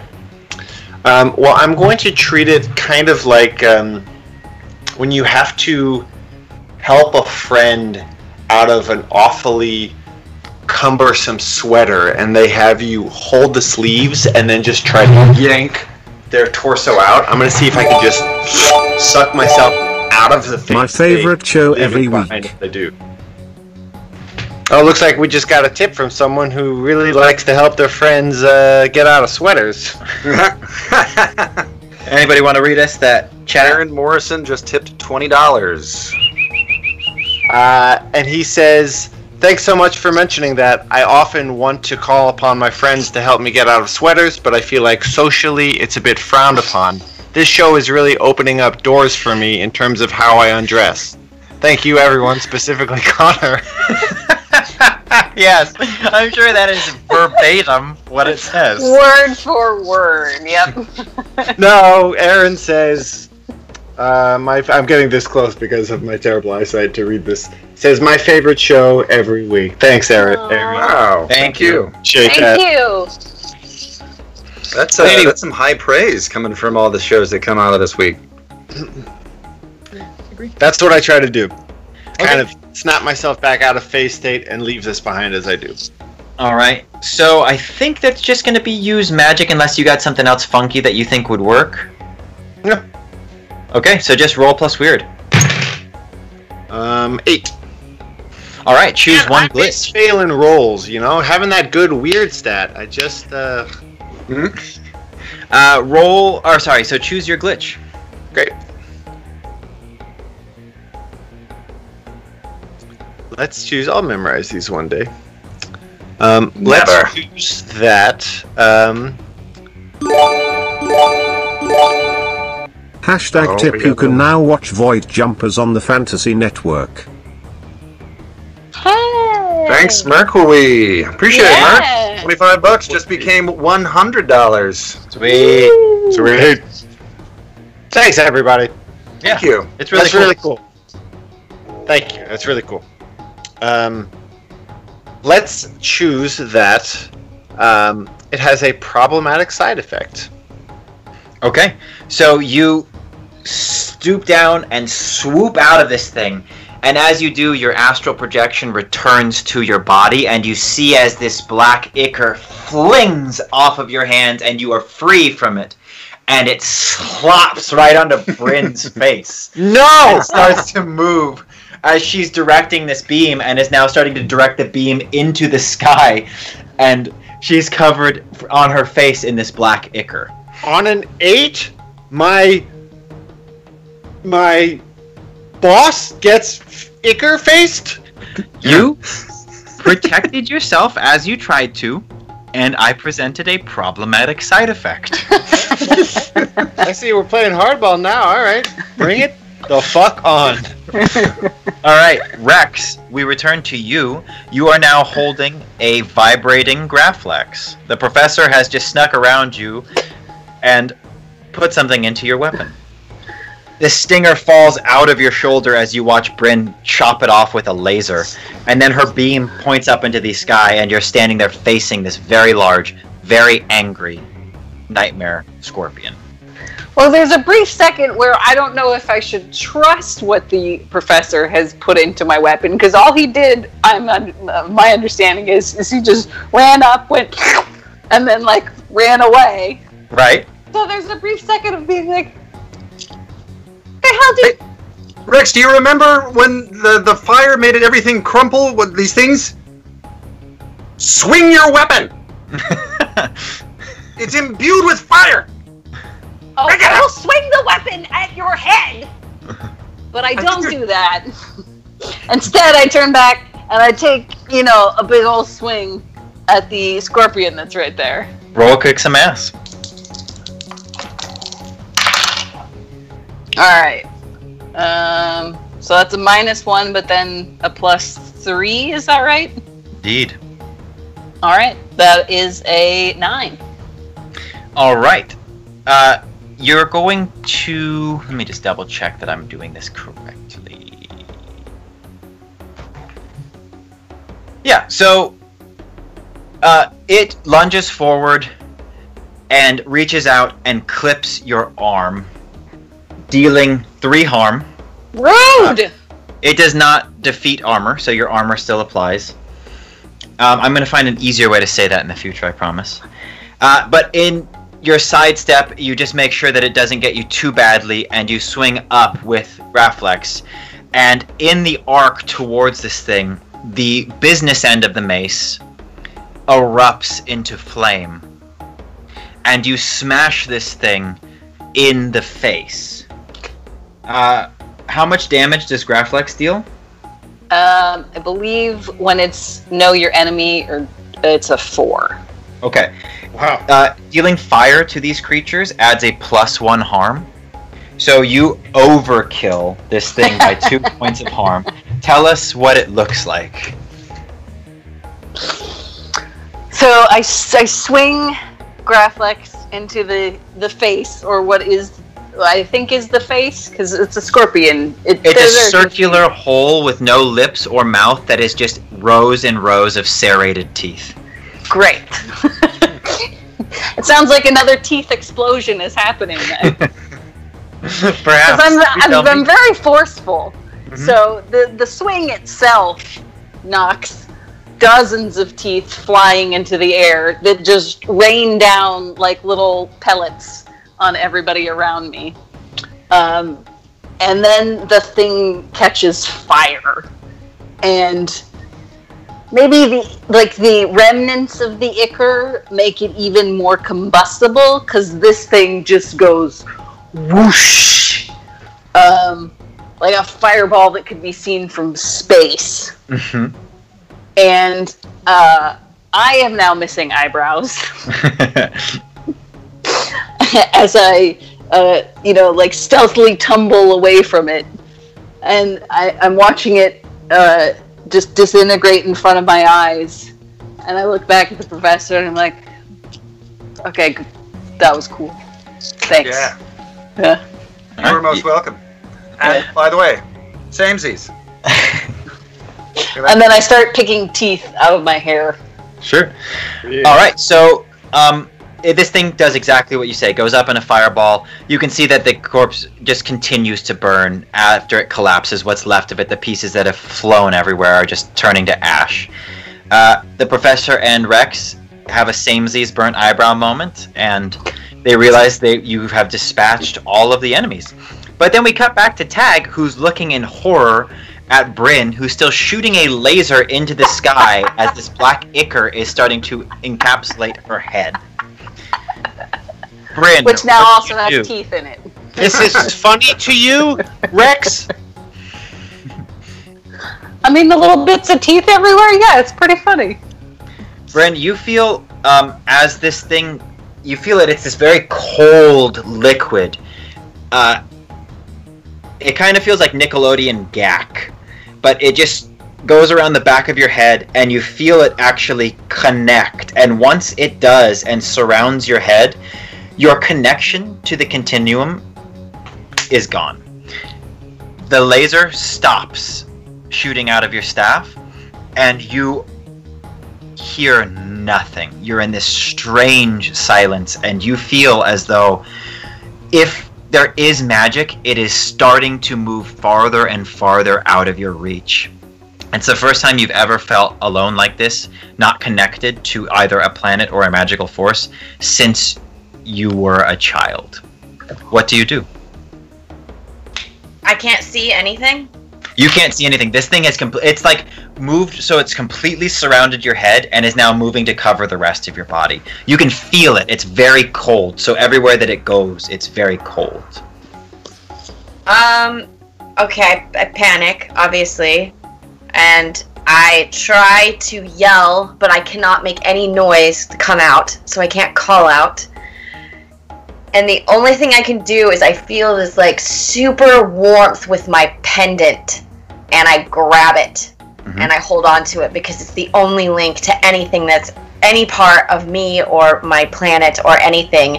And I just, in my head, focus everything I can on this pendant, and I think about my mom, and I just think about her, and I just, with all my will, I call out to her as I'm grabbing the pendant. You, in the same way that you could feel the continuum as this monstrously powerful thing, but a little bit too far away, your first thought goes to your mother, and it's like it can't reach, but the moment you grab the pendant, you feel this direct link to the planet that you grew up on. And the first thing that you feel isn't your mother. It's that fire, and it's as though it's saying, I've been waiting for you. And so you can feel, while you can't touch this planet anymore, you can't touch magic, you have a direct line to your planet and the fire that burns in the middle of it. What do you want to do about that? I'm so panicked and so cut off, and that's the only thing I feel that's of any comfort or any hope. And so it's so easy to tap into it, and I do. And I just try to fill myself up from the inside out to try to blast this coldness off. Okay, so give yourself one experience for giving into your temptation. Yep. And then you're going to roll plus weird. Plus weird. 9. Choose one glitch. Oh, the glitches.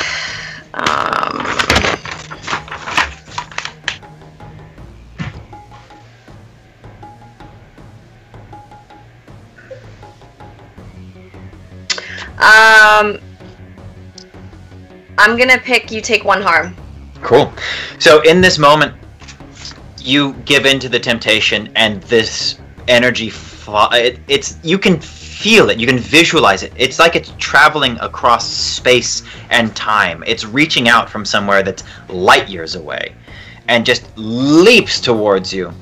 and it just collides with you, and you start to scream, and everyone else around sees her pendant explode in flame. The pendant itself doesn't get destroyed, it's just that flame erupts out of it and circles her entire body, and as this ichor burns away and she's engulfed in flames, you start to hear Bryn just roaring in anger and lust and this craze. And when the fire, like tornadoes up into the sky and peels off of her, she's standing there, and she looks like tar after she came out of that well. Her whole body is smoking. All of the blood vessels in her eyes have popped, and her eyes are just beet red, and the veins are standing out on her forehead and neck, and all of her muscles are tensed, and she's gripping this pendant.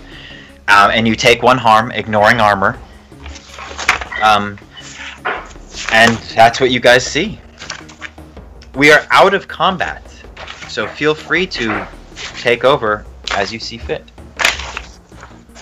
Wow, are you okay, Bryn? That you look terrible. I mean, forgive me, but like that's. I mean, can we help somehow? I mean, I think there's a healing potion somewhere around here or something. Can I have a glass of water? Yeah. Hold on a second. No, that's juice. That one's popped. Oh, here we go. Thanks. And I take the water and I drink it like I've never had water in my life, and I've been parched for years. And as I drink it, it starts calming everything down. The smoke starts dissipating a little bit, and I say, should we go to the visitor center? What just happened to you? That was me. Sorry, I phase shifted into the realm to dispatch of that ichor. I just used some psychic or elemental magic. Sorry, it got a little out of my hands. That's my fault, everybody. I really sorry. Like I said, didn't graduate, but it won't happen again. Hey, no. Hey, it worked, man. I mean, like she had this black gooey gunk on her face, and now she doesn't. I mean, obviously she looks like she needs a nap, but I mean, it's better. This is a better scenario. Right. So, Yeah, it's okay. Are you okay? Yeah, I think so. Yes. I've never seen anything like that. I've never she's said she's fine. Let's not baby the summoner, okay? I said I'm sorry. That was me getting a little out of hand. Let's move, please. I'm not babying the summoner. I'm just finding out if the woman that I'm sworn to protect is doing okay. And she said she was doing fine. well, who's also doing really fine? Rex, take a look at your new weapon now. I mean, that was pretty sweet, right? Boom, fire. Rex, you can add fire enchantment to Graflex. That was pretty cool, thank you. You're welcome. I don't like to point it out, but I think I am still being poisoned, so a healing potion of some kind would also be helpful if anybody can assist me. I have a med kit. You actually have one. I gave you one earlier on. Oh, yeah! Alright, maybe you're not so bad after all. That'll be it's +3 heal, and you should stabilize.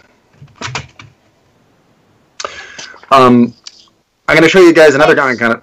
I'm going to show you another trick because I have this blanket here, and if we see items that are like this, that are imbued with fire, I can take them out and I can help disperse and put it into your guys' weapons as well, just like I did with Rex's. Here, watch this.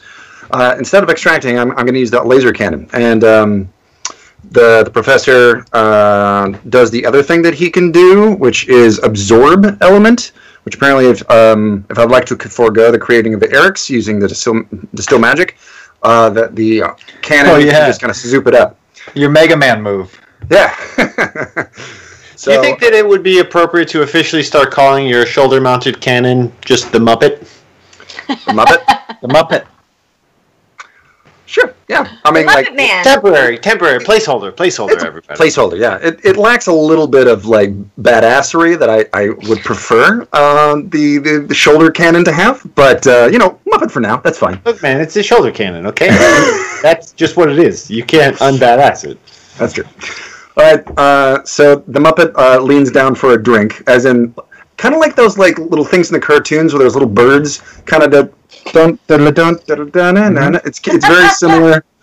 I bring out the blanket up, and then it just kind of, and then there's a little spot on the side that was sort of vacant and now kind of glows a amber orangey red and kind of pulses.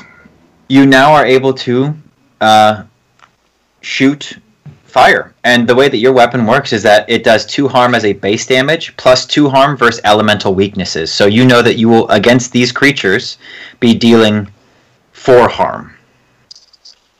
A formidable weapon. Yeah.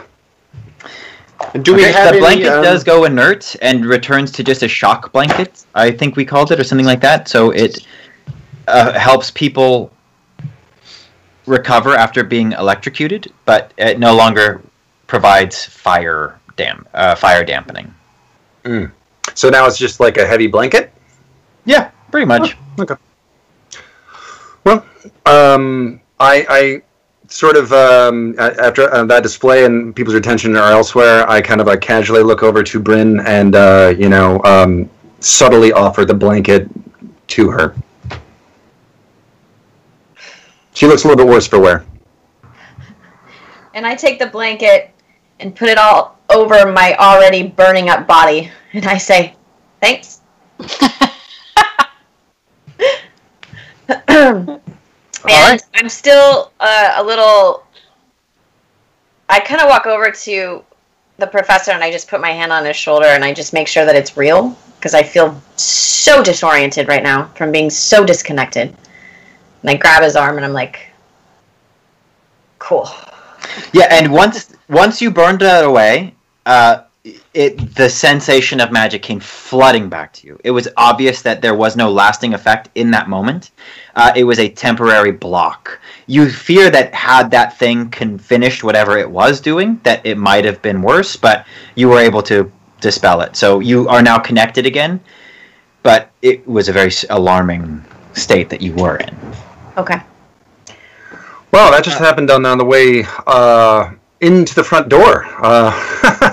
Do we want to continue? You do get the impression from the large scorpion that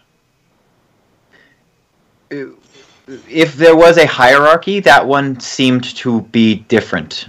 It was just bigger. It seemed to the second one seemed to be escorting it in a way. It just seemed to be bigger. So it didn't. It just behaved strangely, and it also wasn't necessarily attacking you guys outright. It was almost trying to pull you down into the trapdoors. Oh, okay. But Are yeah, those still accessible? Is it kind of like creatures burrowed out of the sand, or would I be able to lift something and look at a tunnel infrastructure underneath? yeah, there's one right next to you. Cool. I lift it up. It seems to just be an inlet to what is tunnels large enough for those creatures to pass through. They're dark. That you can see just by sticking your head down there. They branch off. It seems like if you're looking at all of the little trapdoors in this area of barren sand, it is a network that they've created to be able to pop out of at will. Okay. I relay that to the group. I say, I suspect that there's something on the other end of these, but there's 100 different offshoots to these tunnels. We could be in a maze that lasted for hours. But we can see the visitor center, right? The visitor center is right there. Yeah. Let's go to the I'd people say this little pocket of investigation, you guys have found just about all there is to find out about the tower and the tunnels. You think that you could possibly go through these tunnels and get to where they end up, but it's like Tag said, it would be a very confusing maze.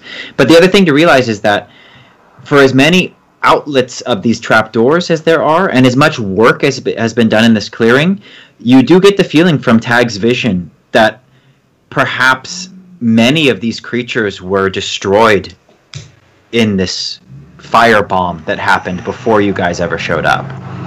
And while there are still some, you remember that the others had been wounded, perhaps by fire, so if there were survivors and they got lost. And so you're unsure as to what their numbers would be if this happened recently. There seem to be a lot of them that were destroyed in this moment. Well, before we do anything else, there's still a little palpable tension in the group.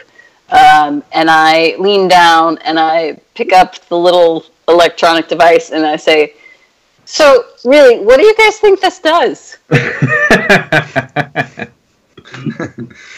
I don't know, but I'd like to examine it a little bit more closely.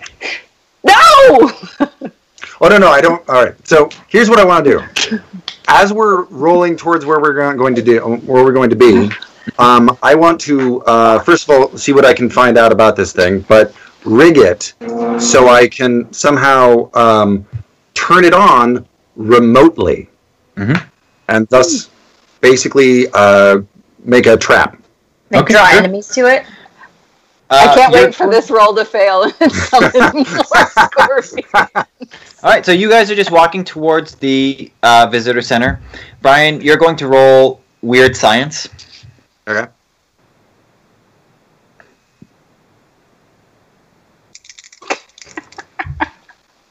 Oh, yeah. That's a good sound. All right. Weird science is something that I add. I apologize. I don't remember. Sharp. Oh, Oh, sorry. awesome. In this case, weird. In this case, weird. Well, that would be a 12, my friends. Perfect. So the thing about some of these rolls are, it happens in manipulate someone and also weird science. It says that it has a requirement. And the way that these often happen is that in the narrative explanation of what you want, you've already provided these requirements.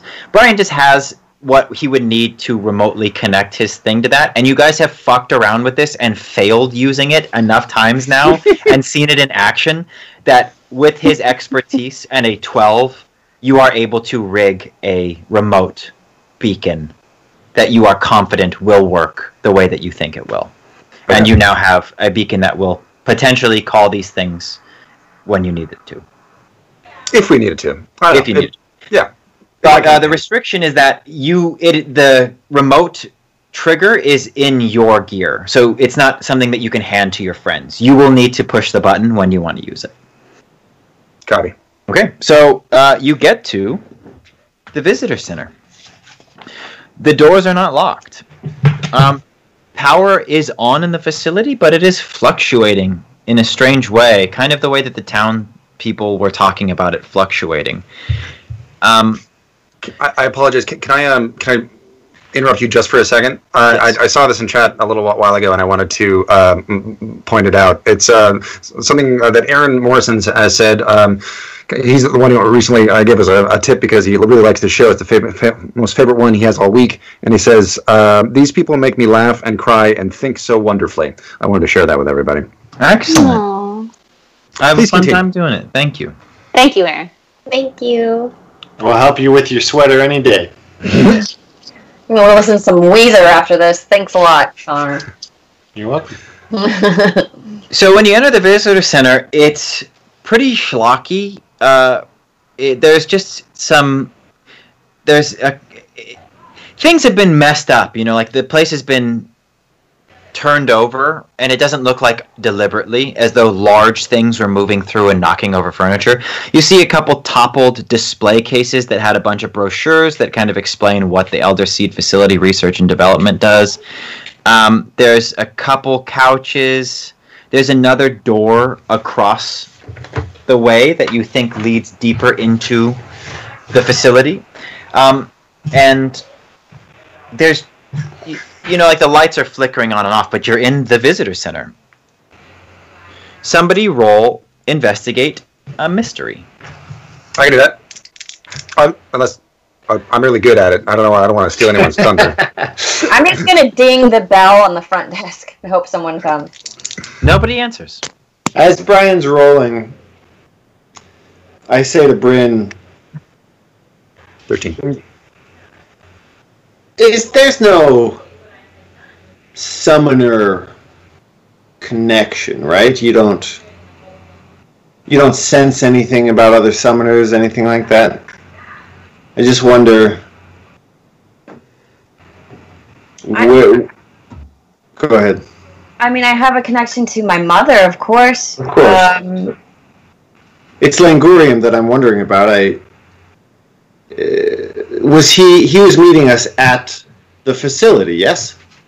Yeah, he was supposed to, but I don't know what to expect other than I get nothing. I get nothing. I thought I would have been able to feel something, some kind of pull or direction, something, but I'm getting nothing.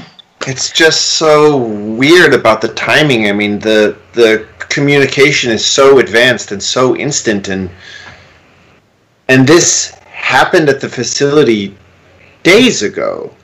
Right. And at no point were we given a warning. Was the mission changed? And so what was that explosion of bloom energy that happened this morning? Because it wasn't the triggering event that happened well before that. I don't know anything about Langurium. I don't know if he would have felt compelled, a personal duty to himself come to the facility and handle what was happening. I guess I've just got a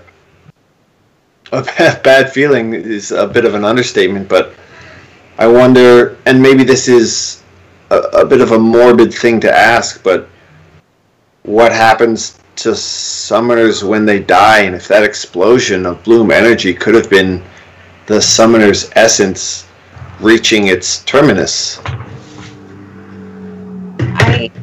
I don't know. I mean, on my planet, summoners can only be killed by magic, and we go off to join the fire goddess and work within the spirit realm. We don't come back. The rest of the planet comes back, but I don't know if it works that way on other planets. Oddly enough, the education on other planets and their rulers and how they work was very limited. And part of the reason I really wanted to go travel is because I wanted to get these other experiences of these other summoners. And I had so many questions. I have so many questions for him. But watching how he rules absently from his people, I can't imagine. Like, my whole upbringing was of the people. I was raised with the people, not separate. So I don't know if this is purposeful or if something's wrong and he's missing. I don't know. I don't know either. Is there so if this is the front-facing, consumer-facing visitor center, does it look like there's an employees-only area, office, or a hub of operations anywhere? You can see that there is a front desk where Brent is standing and dinging the bell, and then behind that there's a little window that goes into an office, and then there's a door that leaves it. But it looks like there's an attached room, and the window almost looks like an observation window. Bryn,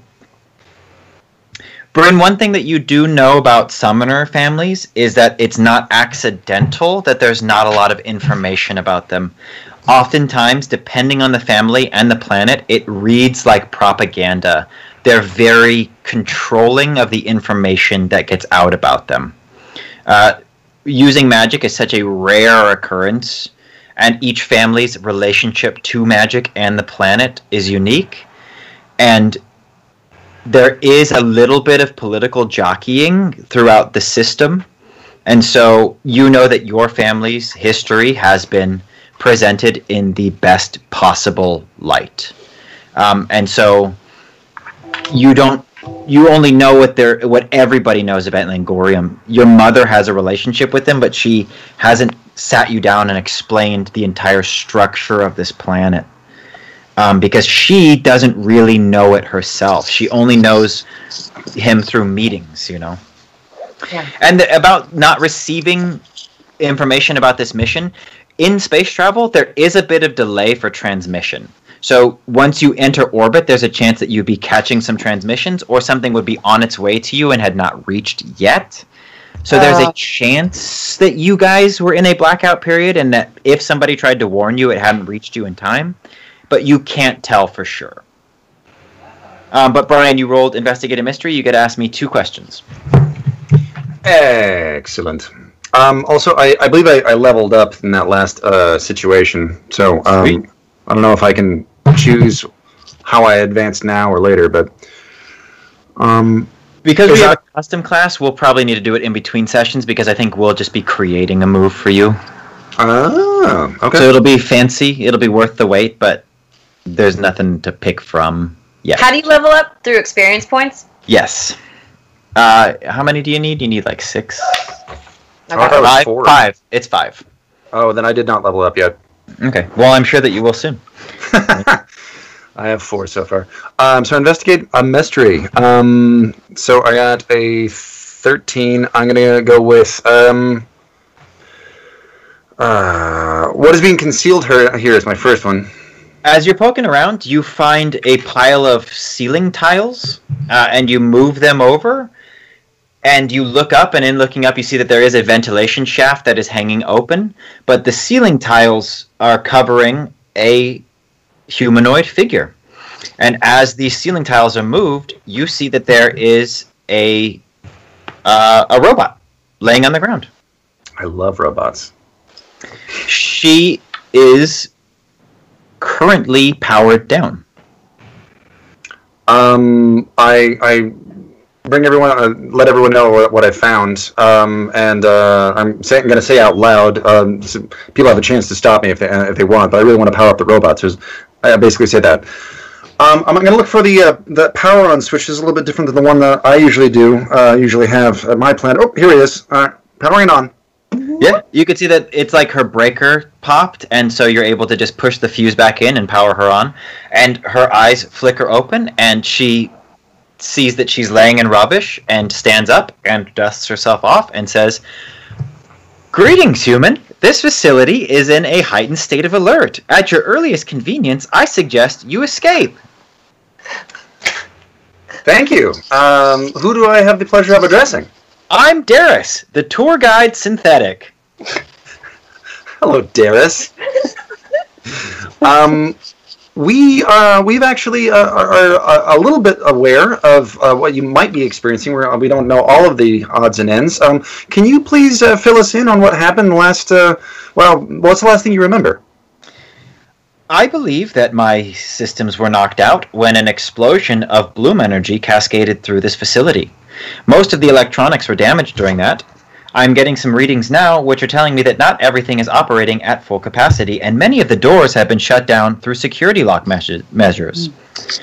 But to answer your question, our reactor recently went offline, and when it did, something escaped from the core. We believe that whatever it is currently nesting in the greenhouse. Greenhouse. I believe you may have come across some of its underlings. Yes, we did. Doris. Wait, Darius. Doris, something escaped from the It's core Darius. and is nesting. Do the cores usually have living creatures? Accessing. I'm sorry. The answer to that question seems to have been blocked. To answer your question, the reactor core is located in the greenhouse, and they have been using some experimental methods to improve production at this facility. As Before the explosion of Bloom, Darius, things were already going bad, yes? Yes. We believe that the facility and myself, believe that the explosion of bloom energy was from what must be a damaged reactor no longer able to limp along. The power that's in this facility now is auxiliary. It's a generator located off-site, and that's shared with Homestead, which is why I believe it's having trouble running the facility at full capacity. Where is Summer Lingorium? Accessing. The summoner. Let's listen The to this cake thing is alive. while I read. Aaron Morrison, In order to read $25. all of our faces go to the corner of our screens. The cake is a lie, says Aaron. The cake is a lie. The facility records show... Thank you, Aaron. The facility records show that the summoner's card, of which he has somewhat of, to use human terms, a skeleton key of the facility, was used to last access the seed vats at the rear of this structure. He has not exited since. That is one of the doors that has been shut down with the security locking protocol. As we're What speaking else is to shut Darius... down? Sorry. Sorry. Access to the greenhouse has been prohibited to any but the summoner, and I believe that the medical bay and research facility is also on lockdown. Jesse, I'm sorry, I lost your audio when you were answering for what was the deal with Linguini. Langorium. Langorium was last. The computer last tracked Langorium entering the seed vats using his card, which is a skeleton key for the facility, and he has not left since. And the security locking protocol has locked down the seed vats, the greenhouse, and the research lab, as well as the research lab / medical bay. Okay. Does Bryn have a similar form of identification or credentials that would allow her to have a similar pseudo skeleton key? The skeleton key was provided by the company. Oh. So, Okay. do you guys have a skeleton key? You work for the company? No, but Darius, you're hooked into the network. Surely you can help us bypass some of these locks. I'd love to. Accessing. It seems my access is denied. I have no control over the security locking features of this facility. Strange. Is there a security room? There is. There's a security room right on the other side of this visitor center. If you exit through the main door, you will see it to your left. And if you follow us there, will you be able to somehow gain the missing access that you no longer have? Well, let's find out. No. My access is remote. Okay. It seems that there have been security measures put into place to restrict my access to certain parts of this facility and the information contained within the archives. Specifically those surrounding the prototypes used to boost production of this facility, the reactor core, and all permission connected to security features. And I wouldn't be able to tease around in her motherboard or something like that and remove that block in some way, even with that 13 that I rolled earlier. It just sounds wrong across all boards. You can. Sorry. Motherboards. It'll be a new roll. It'll be a okay. new roll. All right. This is so you still have one hold on investigate a mystery, but you can use. I think that we're going to get you the move for your level up when you get it will be better for what we're about to do now. Which is just like hacking or something? Yeah, basically hacking. But you can roll weird science to see if you can fashion something that'll let you tap into her, to use her as like a medium to get into the computer system. I don't know. Gang, is it worth it? I don't want to waste time doing something. We just get moving. Okay. Well, I'm going to try real fast and see if it works or not. And it probably won't. All right. 7, 9. Okay, that's plus weird? Yep. Okay. So it's so you pick one requirement and I pick another. So it's going to need one of these requirements underneath weird science. Okay. Underneath weird science. Oh, I'm on the wrong page. Okay. How about so I have to do one of these requirements? Yes.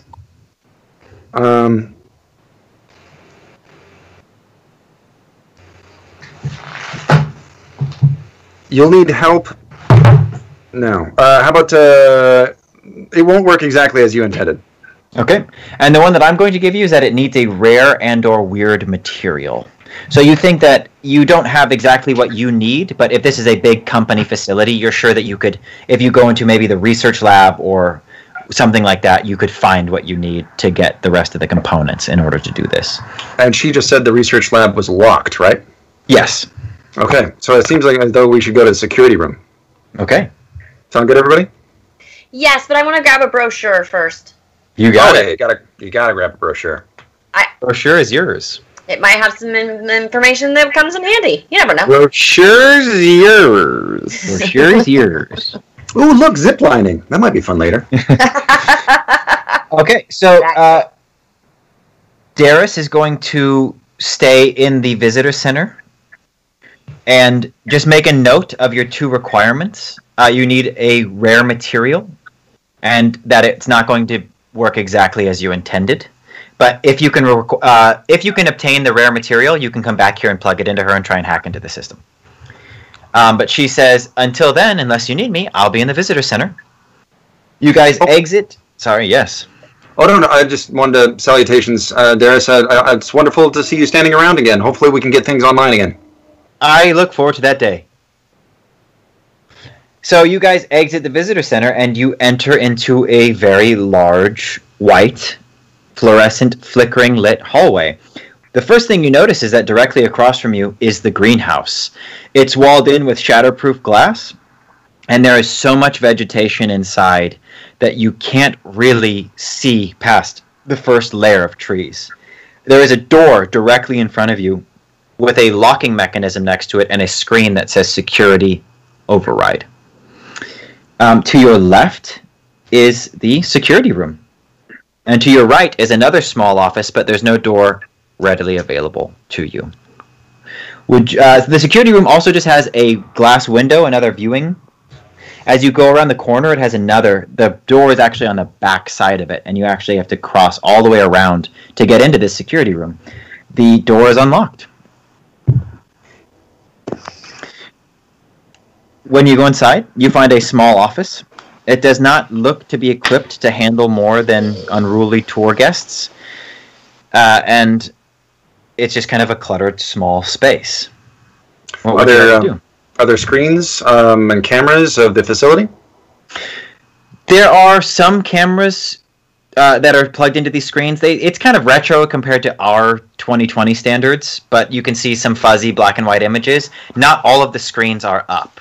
And the screens that are up, the cameras seem to be at weird angles. Not as though they were moved on purpose, but if in whatever happened to this facility, they were messed with. And maybe some of them didn't come back online properly after the explosion.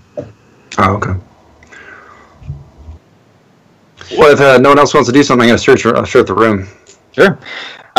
There's nothing locked. It's just a room that looks like it was vacated in a hurry. Inside, you do find a blaster. It's a type of firearm that's more common in these less colonized worlds.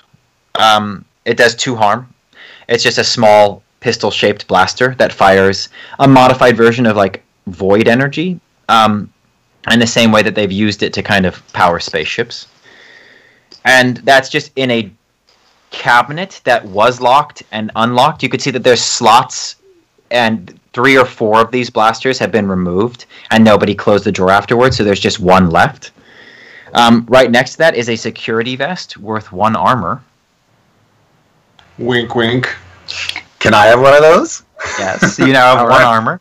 It looks like it's kind of dorky. It looks like something that somebody who would just be in charge of tour groups would wear. And it has a company logo on it and also a bloom logo, which looks like a tulip with multicolored essence coming out of it. And it says Elder Seed Facility on the right chest. And there's Professor also is tickled. Just he thinks he's like a real soldier now. Like he's like part of the group. Yeah. I have armor too. In the top desk drawer, you do find a ring of keys.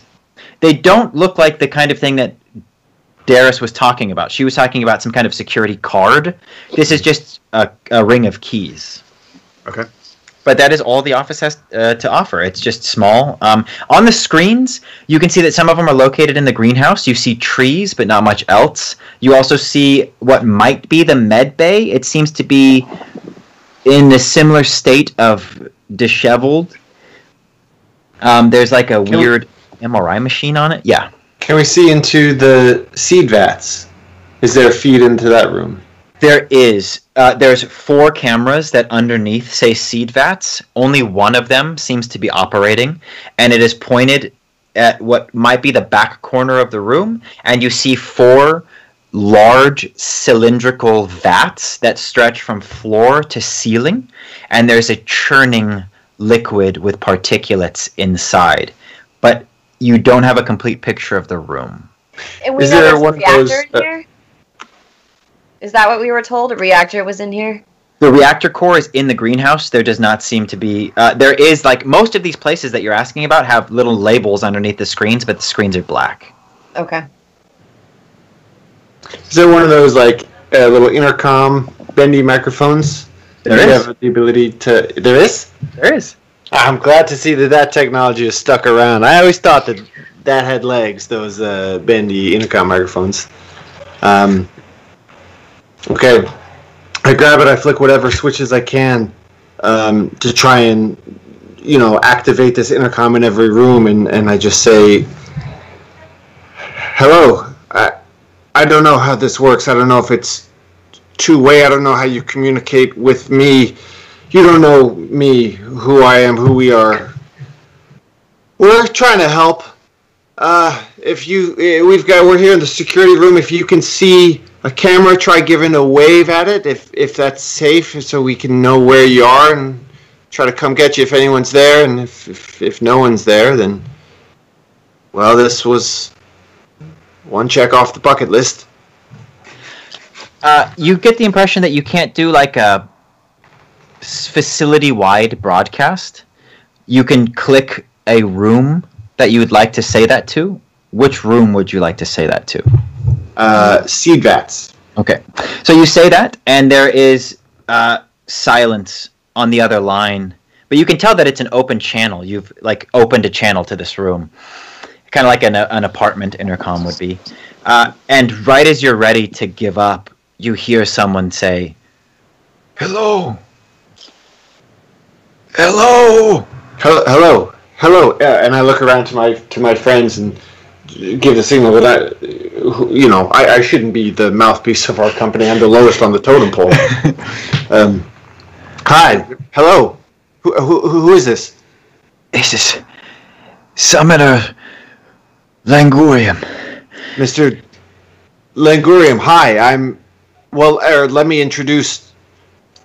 This isn't how we had planned it, but we're part of the company. We're here with Summoner Bryn from the Fire Planet. Oh, it's going to be a meet and greet, a wine and dine. I know that's not on track anymore, but are you okay? I don't have much time. I tried to send word. This facility is under attack. Why? You have to get out of here. What?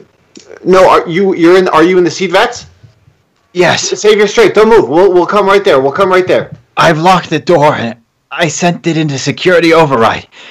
Only my card can open it, and I don't think I can make it to the controls.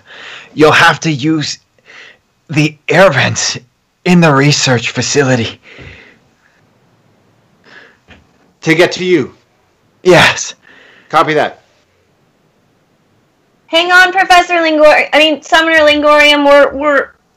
We're gonna get you out. I promised my mother I would. Is that you? What? Bryn. Yes. Where have you been? Your mother's going to be so upset with me. Well, it makes 2 of us. I've done some bad things. You and me both. I only ask that you hear me out before you cast judgment. All right, you have my word. I don't have much time. I'll hold on for as long as I can.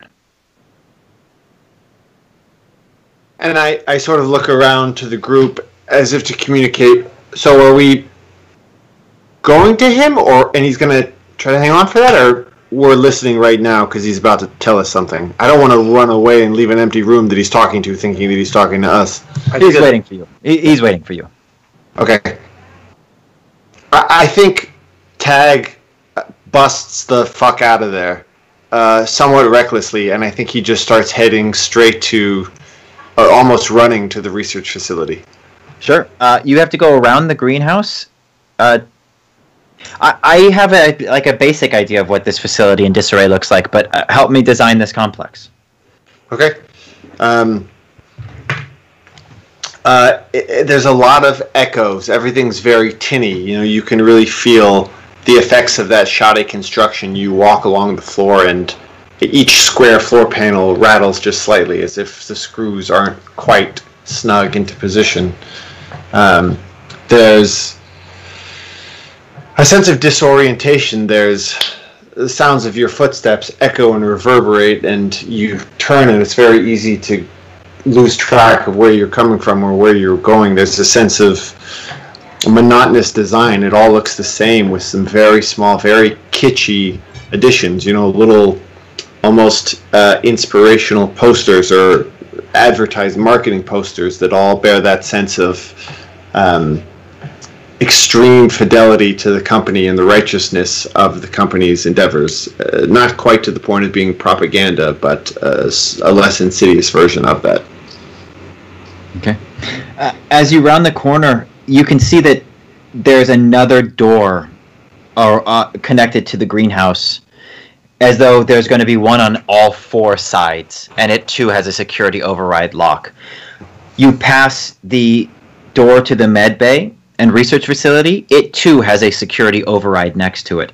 When you get to the corner, you do see that there's an air vent in the hallway above, but there's also a door to the seed vats that the med bay has a shatterproof glass exterior as well, and the door to the seed vats do too. You feel that while they may be locked, you might be able to see into them. And then I do. I see the air vents, and that's my plan. But now that I have this view and I want to look in, do I see Langorian? Yes. There is a panel. Come with me, by the way? Am I just running solo here? Yeah, what are the rest of you doing? Oh, I'm following Tag. And I'm following Bryn. And I'm following everybody. Okay. So you guys all are, 10 steps behind Tag. He takes a right. He's going to go for these air vents, but then makes a hard left, and you follow him over. There's a panel next to the door. We all topple into each other because of the momentum. You bumper car around the corner. Yeah. And then you... It sounds like my video is frozen. We'll deal with it in a second. Hopefully it comes back. You get to the door, and you crowd around it, and you can see into the seed vat room. What you see is those cylindrical tubes that you saw. There are 4 on the left half of the room and 4 on the right, and they do stretch from floor to ceiling. They're massive. They're holding hundreds of gallons of liquid, and in there's this roiling particulate. You cannot see what it is from where you are, but there is this faint green glowing around each of the tubes. In the center of the room is another one of these vats. It is 10 times the size. It is gigantic. And it also stretches to the ceiling and is glowing and roiling with all of these things. There's something inside this one, something near the center of it that seems to be floating, but again, you can't quite see, and it's large, and it seems to be the source of this green glow. Laying on the floor in front of the seed vats is an older gentleman.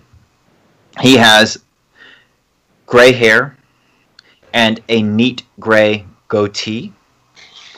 There's a staff laying on the ground next to him. He's in robes that are layered and different shades of green. They look to be very expensive. There's also a wound near his gut that is bleeding profusely and puddling on the floor next to him. He seems to be dazed, barely conscious, and laying there. On the door next to the security lock, there's another one of those intercoms mounted into the wall. What do you do?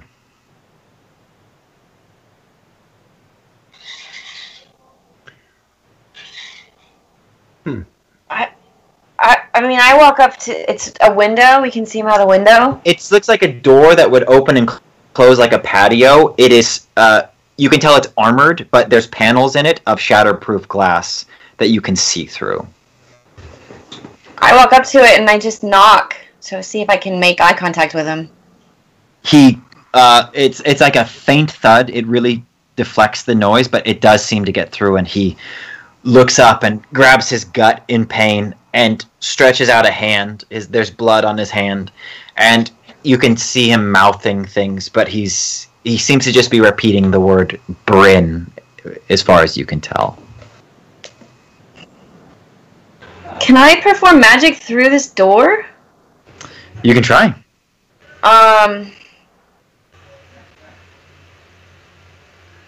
I mean, I don't know if I want to do heal or shield. It doesn't look like anything's actually attacking him, right? No, it does not. You can actually see on the ground a trail of blood, as though whatever had happened to him happened outside this room, and he perhaps has locked himself in this room for protection. And if he could use his staff, he could heal himself, so I'm gonna deduct that his staff isn't working. You don't know. I mean, magic's weird. You're able to do a lot of weird stuff with magic. Bloom energy, the professor knows, is the only thing that's never been distilled into an Eric's, and also the hardest thing to kind of nail down. It's what it's capable of. Okay. And so you think maybe, I mean, he's powerful. There's a chance he could heal. If he hasn't yet, that goes to say that something strange is happening. Okay, then maybe I'll try to heal his wound through the door. Okay, use magic. Last time. So just add weird. Yeah. What we're going to do when you level up, and you can talk me out of this, is I think we're going to build you a healing spell, much like your shield spell, but for now you're just going to use magic. 11. Okay. This is what happens. Tell me how you reach for the energy. It's not gonna happen exactly the way you think. So just tell me how. Yeah. So this time I leave my staff on my back, and I just feel the power of it reach through my shoulders, and I want to get my hands in as much as I can. And so I reach my hands on the glass, and I just try to focus the healing into the glass, and it's hard. It's like trying to wade through like the ocean. Like there's so much pressure pushing back on me, but I try to find the tiniest little like chink in the armor, like just the littlest bit that I can push through, and I find one little baby avenue to try to funnel the healing through directly to it. Sure. The thing is, the spell goes off exactly as you intended, so it's not that the magic didn't work. Right behind you guys is another door to the greenhouse, located where you would expect on this side of it. It is locked. But as you reach out and start to close your eyes to cast this spell, you see a change come over Summoner Langurium. And though you can't hear what he says, he stops saying the word Bryn, and you start to get the feeling that the word he's saying is no. And he starts screaming, no, no, no. You can't hear it, but you can tell. And he's even trying to get up off the ground, and he's waving his hands, and you can tell that he's in terrible pain, but he's trying to stop you, but it's too late. The magic comes out of you and starts to go towards the door, and then you feel it behind you. There's this vacuum. It's coming from inside the greenhouse, and you feel that healing spell rip out of your hands and fly towards the greenhouse. Except it doesn't stop there. The connection that you were making in order to fuel the spell, that open channel, starts to pull out of you.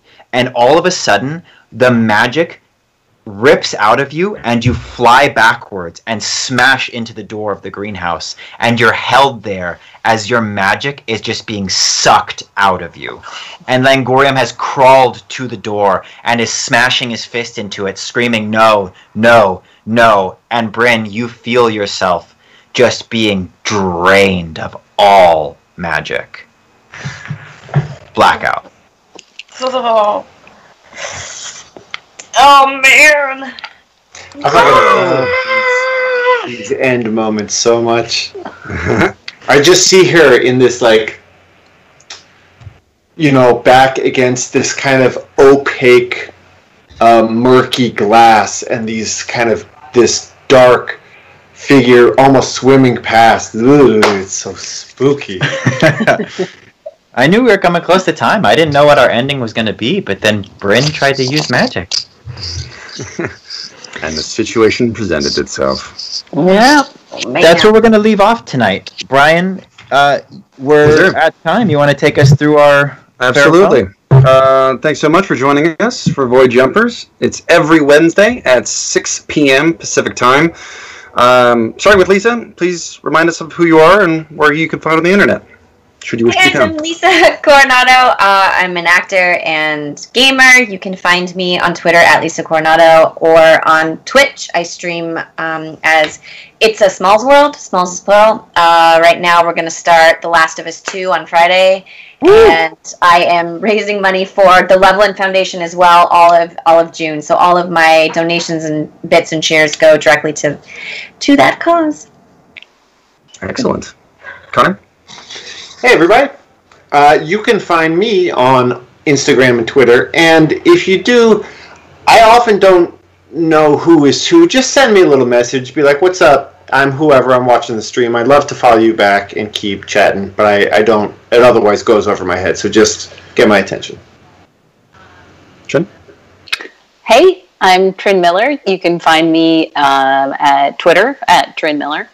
And thank you guys so much for donating tonight. I haven't run all the numbers, but it looks like we did at least $300, Wow. which is amazing. So thank you. Yeah. Well, yeah. Very well. Very good. Yeah, chat.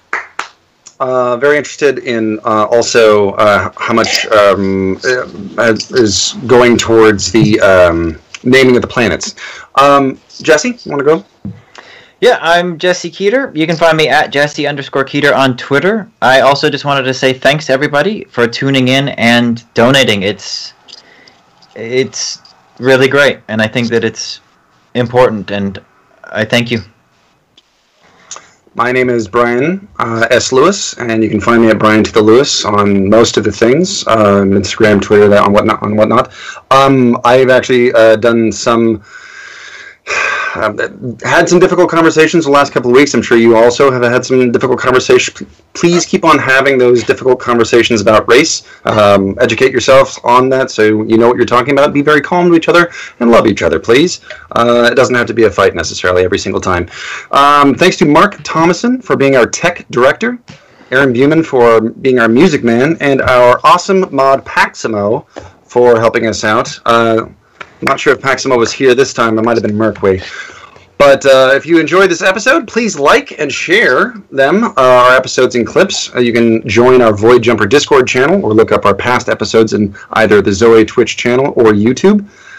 And please tune into Zombie Orpheus Entertainment Twitch channel every weeknight for live streaming tabletop RPGs like this one or other games or whatever happens. Sometimes Thursdays is a bit of a mixed bag. Tomorrow at 6 p.m. Pacific will be Zoe Game Night. And Monday is Masters of the Metaverse at 6 p.m. Pacific. And DG Game Night is on Tuesdays at 6:30 p.m. Pacific.